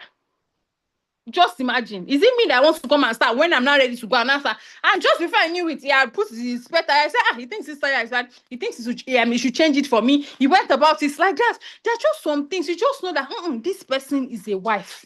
This person is a husband. It's not about just money. So if you ever find yourself, especially if you're in a relationship, don't even let it get into marriage. If you find yourself in a case where you're in a relationship with somebody and you are already thinking that, what does this person actually bring to the table? And I can pray by myself. I earn more than the person. See, just let the person go for your good and for the good of that person. Because the chances that you'd ever appreciate that person or that person would ever appreciate you is slim. Because there's more than what meets the eye, or to what meets the eye. How do they say the English? Do you understand? So love is not boastful, just like 1 Corinthians 13 says. Love is not boastful. It's not about what I can do. In fact, me, I've always been of this mentality of why do I want to do what a man can do? All these people of what a man can do, a woman can. I never finish what a woman they do.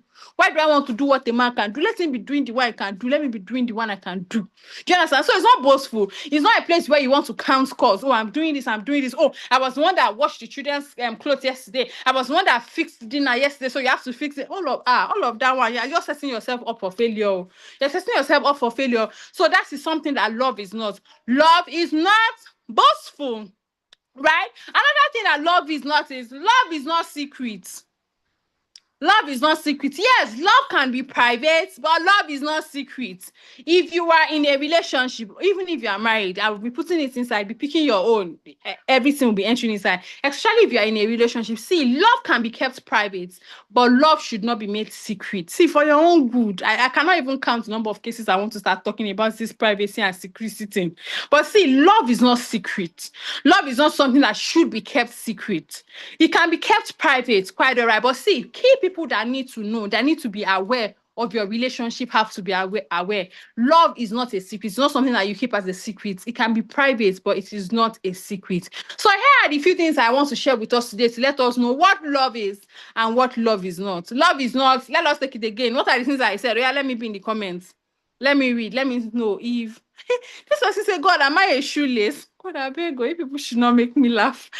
Okay, so funny enough, I was at RCCG Living Seed LSC yesterday with Pastor Fumi Olubakin and Pastor Queen Fortune Musa, also like that. And it was Valentine night and we're with the singles and all of these things. And they said they should say pick up lines in the Bible. And am I a money queen? Like I just busted into life. Like, what is this one again? From where to where? See, don't compare. See, we that were in the marriage, we are telling you, don't compare yourself to anybody, because there's nothing that is literally perfect, right?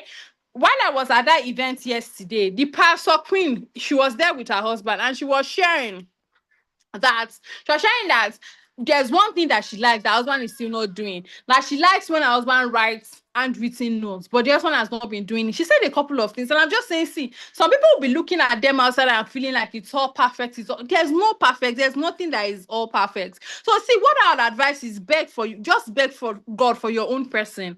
Beg for, and God can do it. Okay, now let me quickly cut a little short story. Now, let me tell you people how myself and my husband, how we met.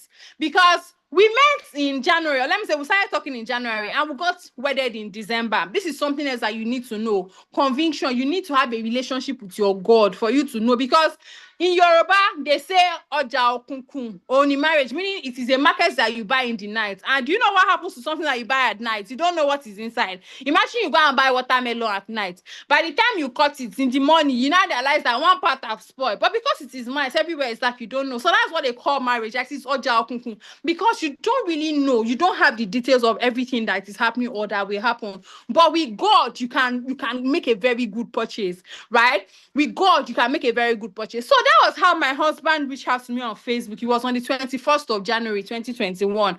And before then, let me tell you people, my husband is a deeper life pastor.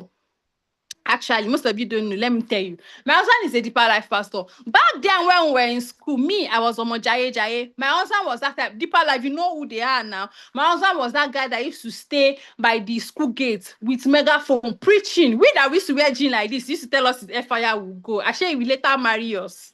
Like that. So, as I was saying, so we were world apart. Fine, I'm a pastor's daughter too, but we're world apart. Do you understand? And then one day, January 21, 2021, he just reached out to me and we started talking. In fact, inside of my head, I was like, in fact, I remember telling a friend, like, oh, I'm gonna see this pastor guy fall out there. Like that, you understand? Me, I even thought he wanted to come and preach to me again, you know, all of those things. And then we go talking like that, only for him to tell me that he wanted to marry me just like that. In fact, I told myself it was not possible because I was in Abuja at the time. He was in Lagos. And then we are worlds apart. Me, married deeper life. Possible now. It's not possible. Do you understand? But somehow, everything happened. This is a long story. The first time we met, like we're meeting again physically as people that were dating, was in April. In fact, it was April 17, 18, because it was my parents' anniversary. April. He came from Lagos to come and greet me in Abuja. He left the following day. The next time we saw again was July 21st, his birthday. I went to Lagos to go and greet him. And at that birthday, whatever, which I went out for birthday, he proposed to me. Can you see how things happen? He spoke to me in January.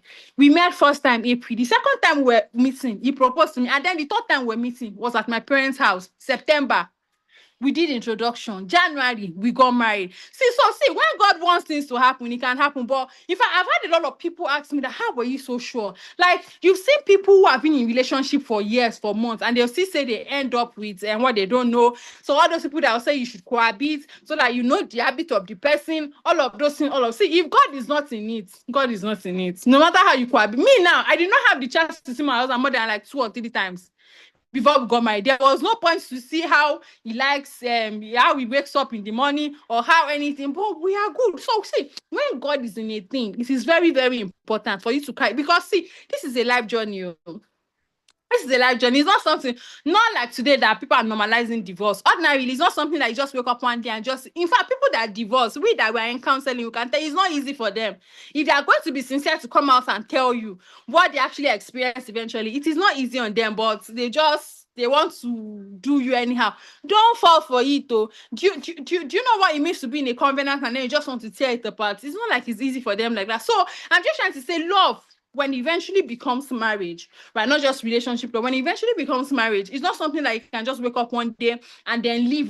So it's better for you to be very sure what this thing is, what it is. So that's why I took my time to explain what love is not. See, love is not aesthetics.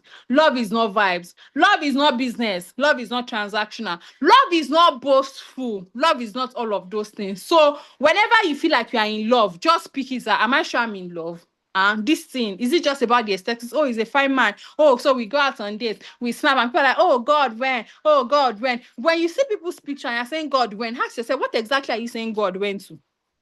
Is it the aesthetics that you're really saying, or it is the love? What is the love? Well, can you really see? Look at it most time, it's just the aesthetics. Oh, they took her house, they bought her this her dream car, they did it, and then you're saying God when. Hey, God will not let you say God went to what you're supposed to say God forbid to. So saying all of these things are bad, right? I'm not saying all of these things are bad. Like, I go out on dates with my husband. I still went on one recently, this Valentine, and I saw plenty of people's comments. I'm like, hey, it is well with people, shall.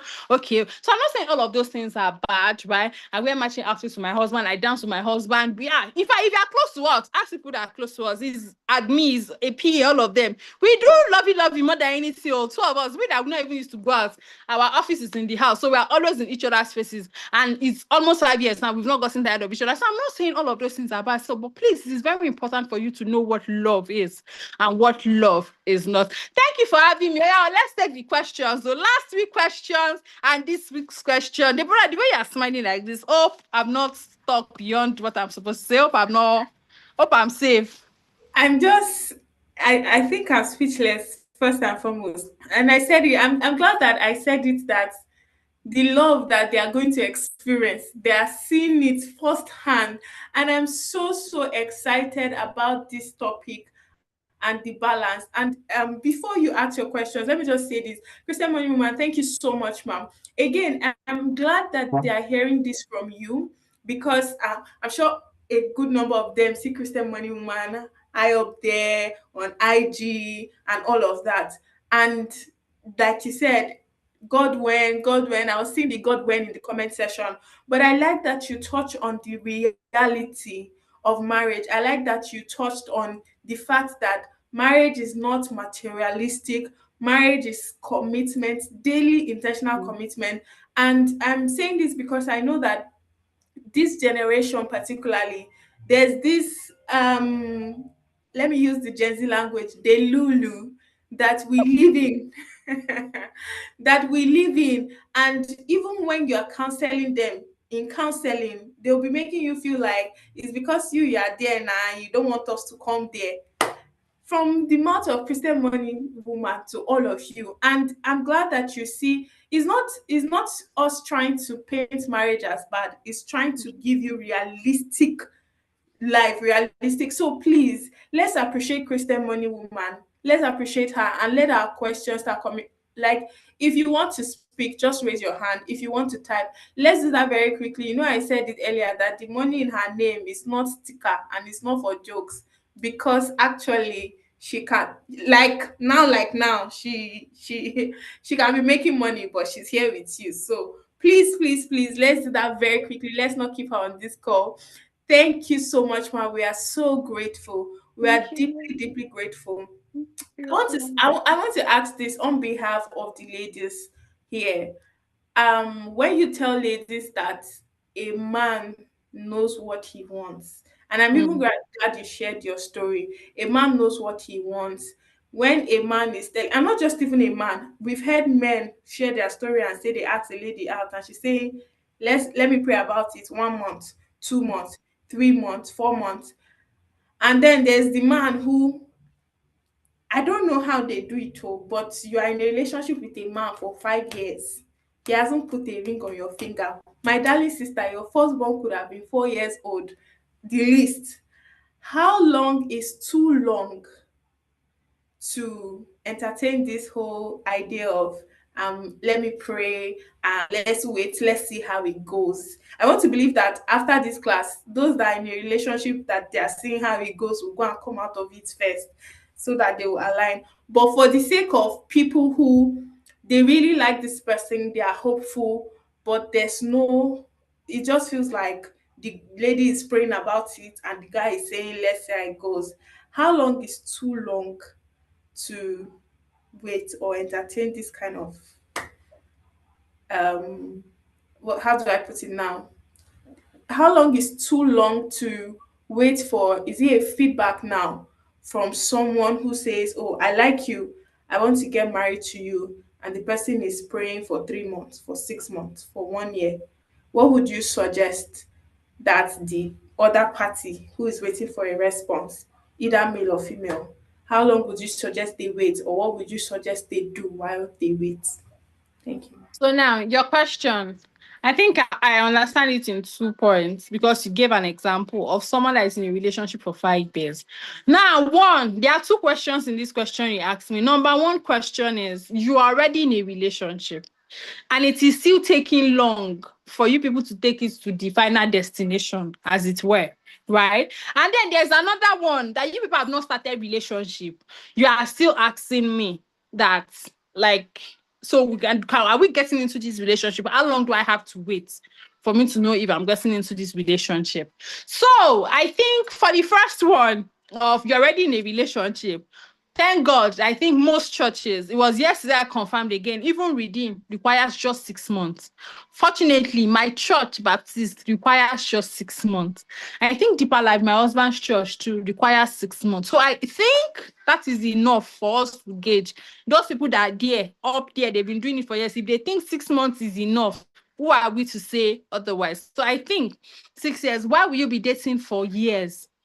Maximum left to me 1 year, because let's put some other things into consideration.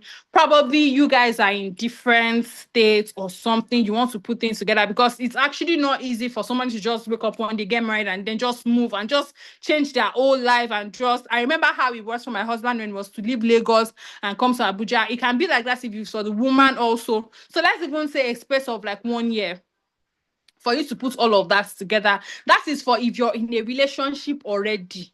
Like, oh, we want to. And of course, for you to be in a relationship already, I want to believe that you people agree that you want to marry.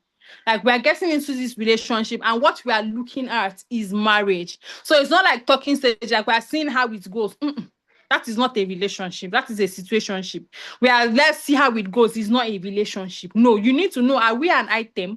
Are we together? Are we on the same page? We are heading towards marriage. So if from the day one, the moment I agree that, yes, I want to be your girlfriend or I want to be your fiancé, and what we're looking towards is marriage, the next 6 to 1 year is okay for you people to move it to the final destination. Now, the second part of, I go to a sister and she's praying, hey, that one get a CBO, because are we going to put God on a timer? That God, you must speak in the next 2 days, or you must speak in the next 4 days or something. But then I think God is not an author of confusion. And that is why a place of conviction, your relationship with God beforehand matters. Just imagine, okay, now I like to put perspective into things. Imagine a case where you are a parent, either a father or a mother, and it is only the only time your child comes to you to ask for something is when they need something and they want you to. It's not like they just need something, they want you to answer them immediately. It's awkward, right? That's the same way. If you're really a Christian, if you really have a relationship with your God, you should already know when God, like, you already are. If I have a relationship with my dad, which I do, if I call my dad today to ask him something, immediately he would answer me, okay, he will say me, okay, let me get back to you during the week, next week, or next weekend. Do you know, it won't just keep me waiting unnecessarily. But if it's someone that the only time I come to me is when I need something, you can decide and let me to take time. Me too, I'll respond to you when I. So I'll say the first thing I'll put forward is you need to have a relationship with God so that you're not waiting indefinitely for what is not, right? So that one is there. And another thing I didn't have during the course of my own experience is that, see, my husband, I've had a series of relationship before him. And the December before, I told God that, God, I'm tired of trying. The person I will marry now, it had better be somebody unassuming. Like, it's so funny how I wrote it down. It is on my phone. This one I'm using to connect. It is on my iPhone notes.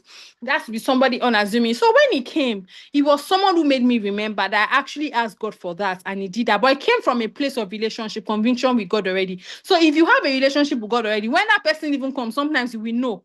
Even if not immediately, it won't take you long before you know. Because my husband reached out to me 20th January. By 14th December, today even 14th February, today even makes it our anniversary that we started dating. In all sincerity, you will know. So for that, it depends, but I still believe it cannot take long. Me, in my own, with my relationship with God, I believe pata I say, why are you ready? 1 month is okay now for you to have known, for you to have spoken to your God that you have relationship with, for him to have told you, oh, this person is a yes, or this person is a no. Me, personally, I'm not saying there's a hard rule to this, but me, I believe 1 month. For someone that I have a relationship with, for God I have a relationship with, 1 month, God will communicate with you that, because God I have a relationship with, we not even want you to make mistake. So it will not keep you waiting for too long. God would tell you his mind that, oh, this person it is, this person is not. So if you're a man, you're asking a lady out and she's keeping you for too long. In fact, it's a red flag. My own note is a red flag. Just let her be going. There's no point. If you're a lady, a guy is asking you out and you're taking so long, that means it's not a good one for you, Seth. If you have to take so long for him to convince you, for him to talk to you every Sunday to remind you, Sister Martha, have you considered this thing? Next Sunday again, Sister Martha, another Sunday, Miss, I'll tell you, see, Mr. Martha, come on your eye. It is not the one. Another person will come. That is me. Thank you so much, Ma, for putting so much clarity to that. I have some questions in the chat. Okay. Funmi, how do you know you are compatible with someone apart from being, I guess you want to say, discerning of spirit?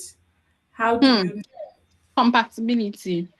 Compatibility is important, and at the same time, sometimes it is overrated. In all sincerity. Now, let me use my own as case study, for example. If I was going to look at it way back, I would have said my husband and I, we are not compatible.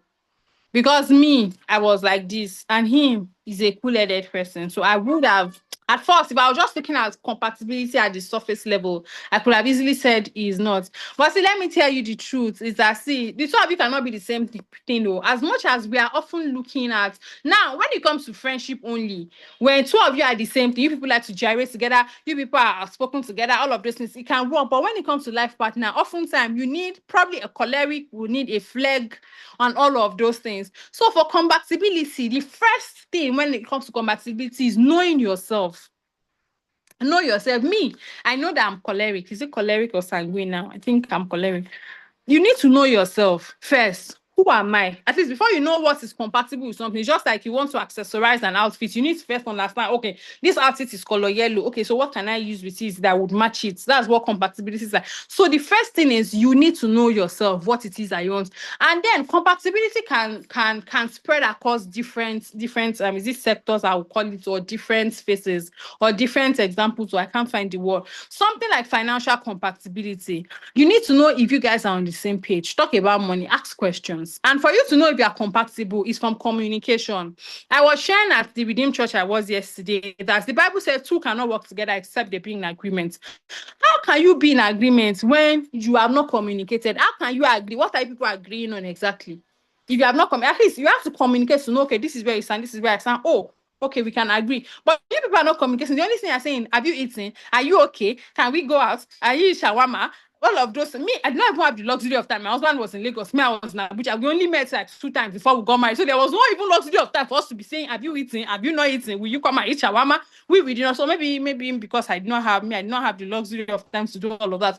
So what I think is when you know yourself, then you have real conversations. Maybe you have to split it into, I don't know if Coach Dennis took that with you people. You have to check your life across different is it phases or sectors, your spirituality, mentally, educationally, spiritually, academically, financially, 7 phases of life you have to check. So you have questions across those phases. Oh, spiritually, you're not trying to judge you, but spiritually, like what are your days? You have question. Okay, you know that. Okay, be like say me and this person. Okay, we did on the same page when it comes to spirituality. Okay, you believe that things are simple as, do you believe in tithes or not? If person is saying tithes, what's his tithes? Pastors are just eating your money. Quickly know that compatible. You people are not compatible. If you believe you should be paying tithes, and one person thinks his pastor that is eating your tithes,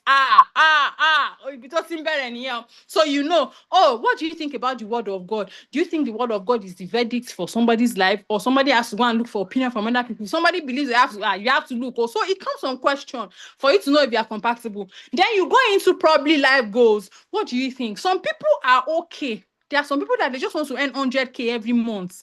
They are in their house. They live in Akure. They can eat good food. They will wake up and they will die. I'm not saying there's anything wrong with them. They are very good people. And then there is you who want to work with US aid, who want to fly to this place, who want to be going to Europe for conference, who wants to be doing compatible. quickly know. I'm not saying people have to be the same thing back to back, but you have to ask questions. That one is there. You ask another one concerning our financial goals. What do you think? There's you who is thinking by 5 years, once we're into 5 years marriage, we should have our first property. Once we do this one, we should have an education trust fund for all our children, and we should have our portfolio, real estate portfolio. We should have some in equities. We should have all of it. And there's this person who just wants to save money in EcoBank. Like, they should just want to all their life saving, or they should just be doing a job. That's the best they know about money. And there's you who is talking about portfolio, real estate, equities, like that. Compatible. Then you pick another sector of your life, maybe academically. Okay, there's this person. The person even tried. The person did BSc, administrative, business admin, BSc. The person have done very well. And there's you who wants to have 4 PhD. You want to go to Harvard. You want to go to Ivy League school. You want to go to this. And this person is okay with skinny You people might not be compatible. See, one person know they drag each other down. Now, I'm not saying that the two of you have to be on the same page initially, right? But you will see that, is this something that you're open to? What are your life goals? You will see. So you have to check all through those phases. Spirituality is key. It's very important. But now, aside from spirituality, let's say you have clicked spirituality. This person is spiritual. This person believes in God, the Father, the Son, and the Holy Spirit. This person has given their life to Jesus. This person believes in tithing. This person believes in this. This person believes in that. You know that one. There are other things that you have to look out for. You look at finances. You look at academics. You look at their emotional intelligence. You have to look at all of those things so that you know that are we really compatible, or we'll enter and then we'll be fighting. See, there are some things that can be dealt with. Something like financial incompatibility, right? If you have a matured person, if the person that is earning more is matured, you people can actually deal with it. But see, there's something that you people might not be able to deal with if people are not compatible. See, what they call emotional intelligence. Hey, if one person is way back, another person, see, dragging each other might not be easy. So it's very important for you to consider. Did I answer that question? Yes, ma, you did justice to it. Thank you Okay. so much, ma. What So other questions do we have? yes, we have 3 more questions so far.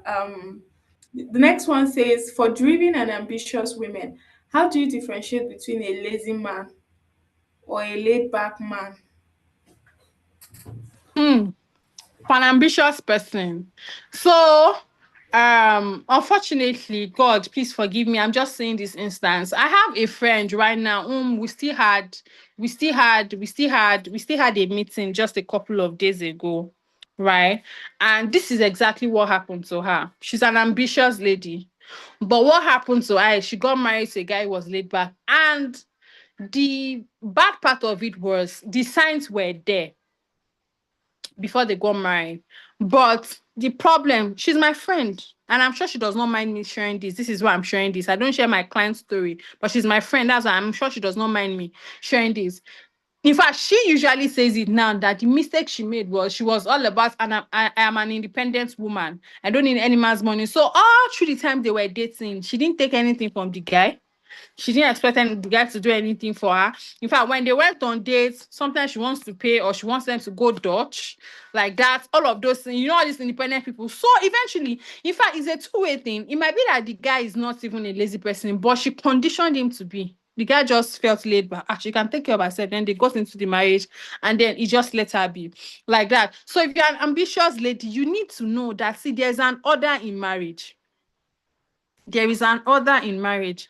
And me, I don't hide this. That is why one of the issues I have with feminism. Because me, I still don't know how you will be a feminist outside and it'll be so easy for you to just drop it and it's not somehow element of it will not come into the house.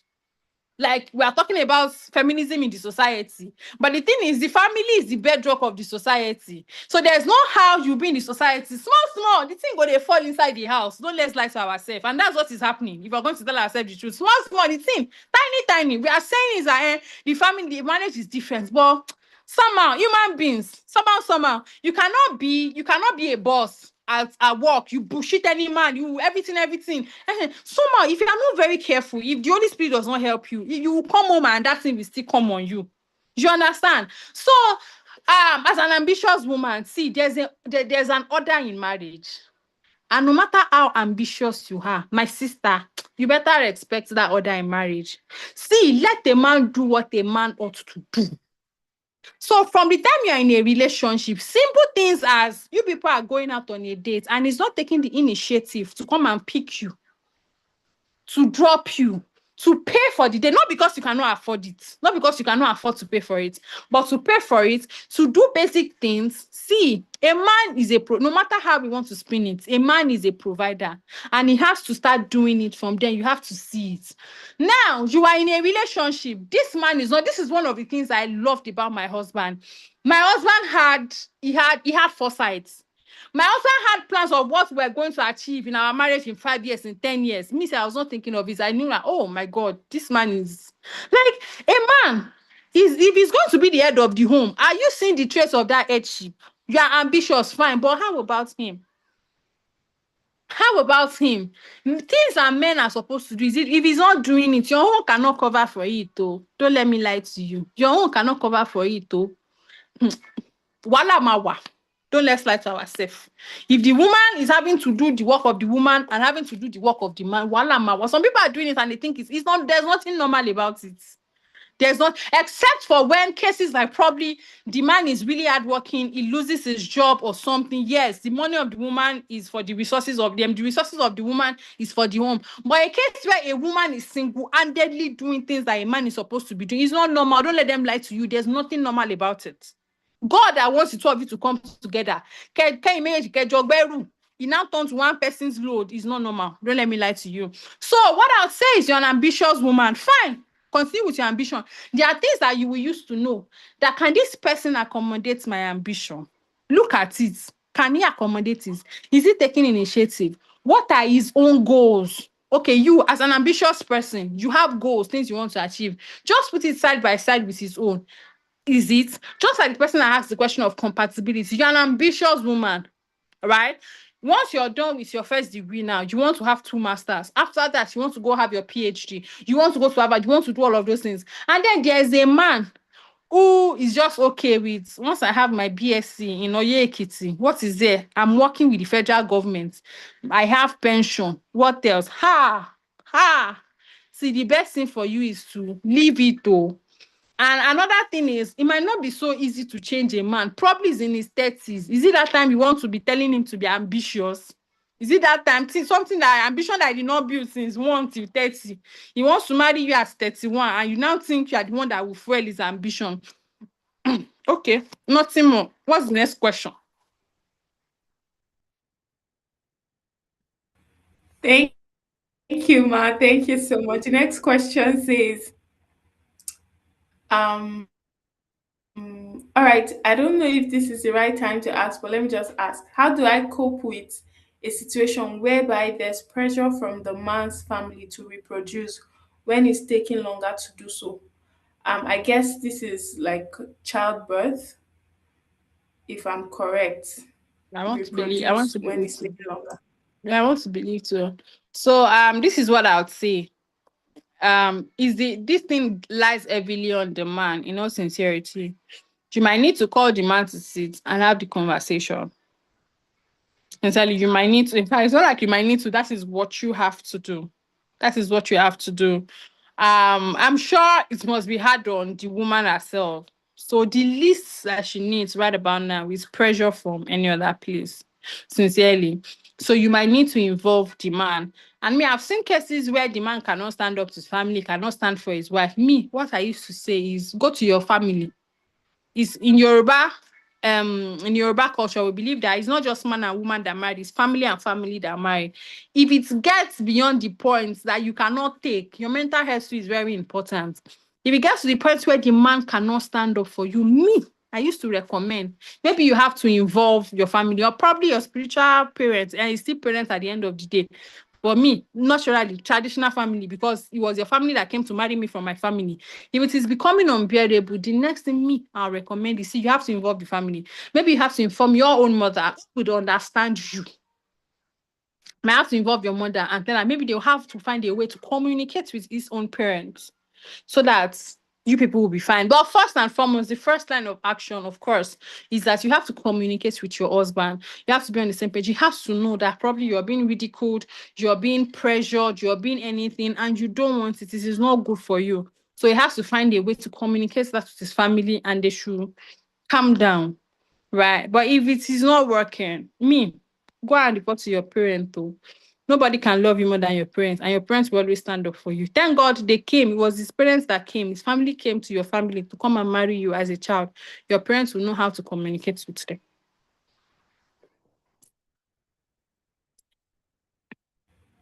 All right, thank you so much, Ma.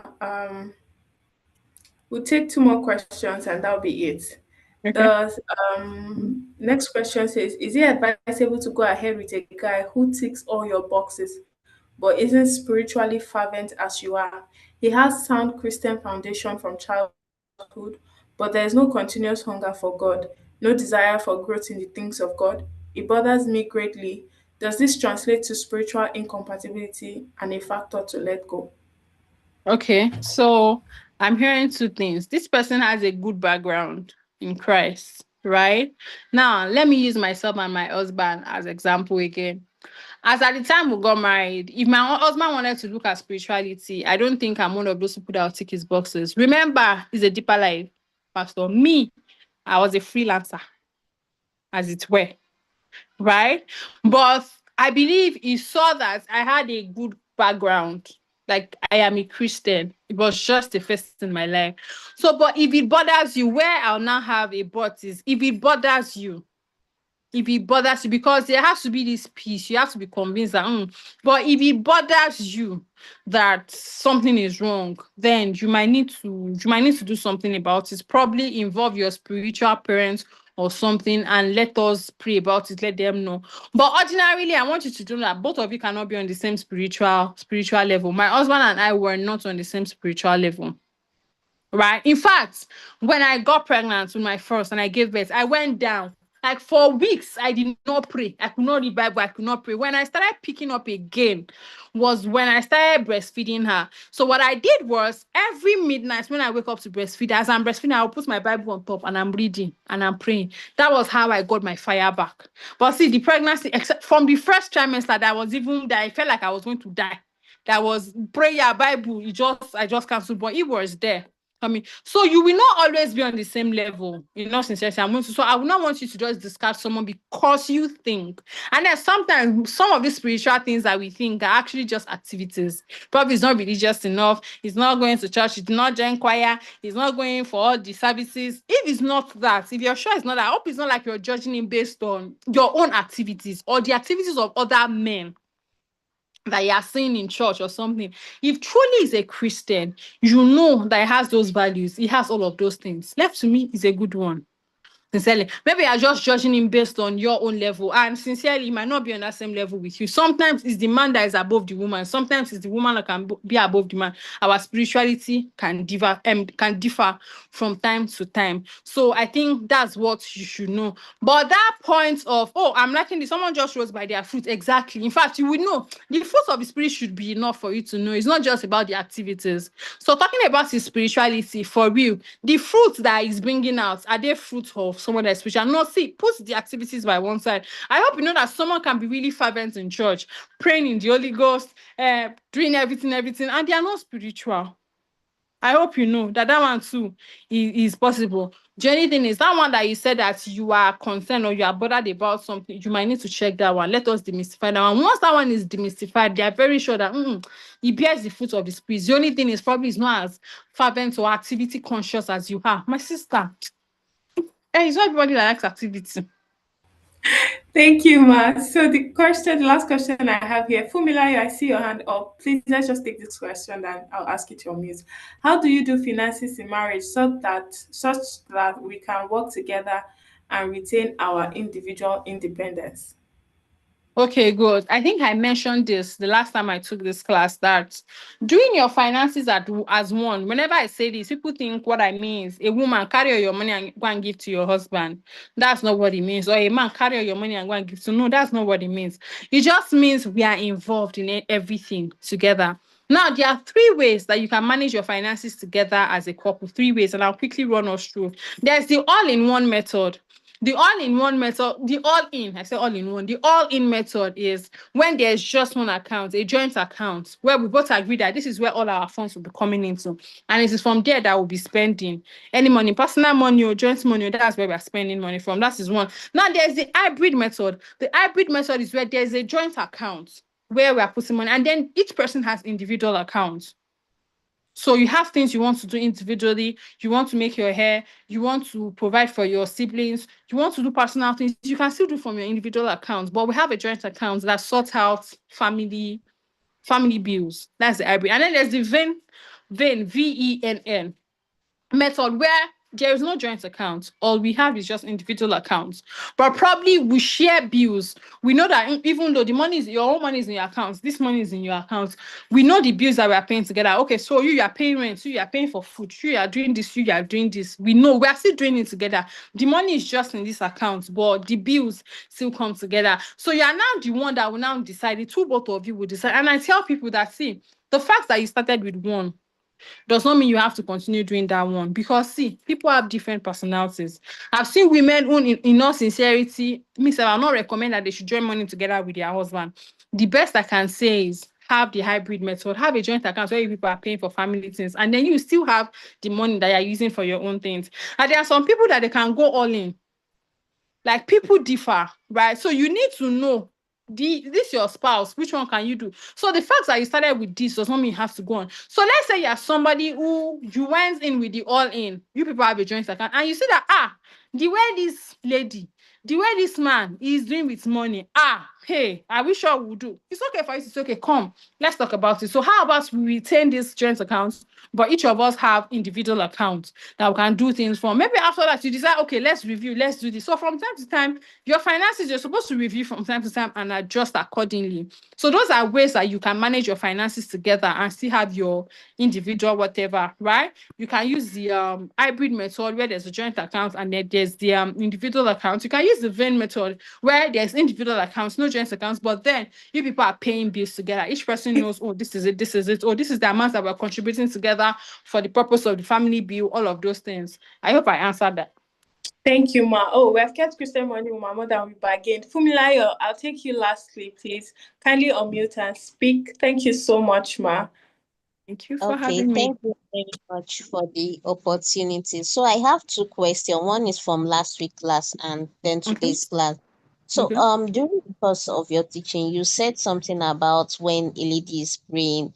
My question will come as a little bit of story and then there's a question. So there's a saying that you said that a guy know what he wants. Immediately he see what he wants. I, for one, I think I've met someone, and unfortunately, I don't know what I know now. And from your teaching, I got to know that I actually made a mistake. So the guy knew what he wants, but at that time, I didn't know what I want. He checked all boxes, but you were like talking about personality. I felt like his personality might clash with me because I felt he's bossy. I've been like, I'm the last one of my house. I've always been ordered around, and I'm like, I don't want to spend the rest of my life with somebody that orders me around. And then there was all this pressure of he wanted to get married, and I'm like, the first day we met he's already like speak to my mom, and I'm like, guy, we just met, I'm just serving, I don't even know what I want to do with my life. So I was the one holding back. So I was holding back, and eventually I was like, instead of me wasting his time, and I'm not even sure if I can live with somebody that bosses me around, like I will just like, let me call it a quit and end the relationship. So my question is, in such situation, it's not like I was pushing him away, or like, you said that if you're in a relationship and the girl is the one holding back and she was praying, because I was actually praying that is this something I should go ahead with, and I was anxious, but I felt like that was not even a big deal. It was like now from your teaching, but then I'm like, from your teaching that you were saying, okay, guys, like when the girl is pulling back away and saying, oh, she's praying and all that, that she's not serious, the guy should just discard her. So what's the best way to have handled that situation? That's my first question. That, like, should you have just, even though you were not really sure, like just jump in and like let's wing it or something, or do what I did and just ended the relationship. And then from this teaching now, I'm realizing that I actually made a mistake. Then the second question is, do you know anything about shareholder life by coronation? So if you have a share on that platform, like, can you sell it on that platform, or you have to move it to a different platform? Because I have somebody that has a share there. He bought it from Stanbic IBTC, but the registration was done there. So when we went back to the bank was giving us link.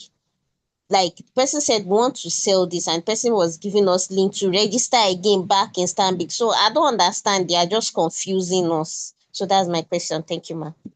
Okay, so for your second question, I won't be able to answer here because that does not, I'm not here to talk about stocks or anything. That's my line, right?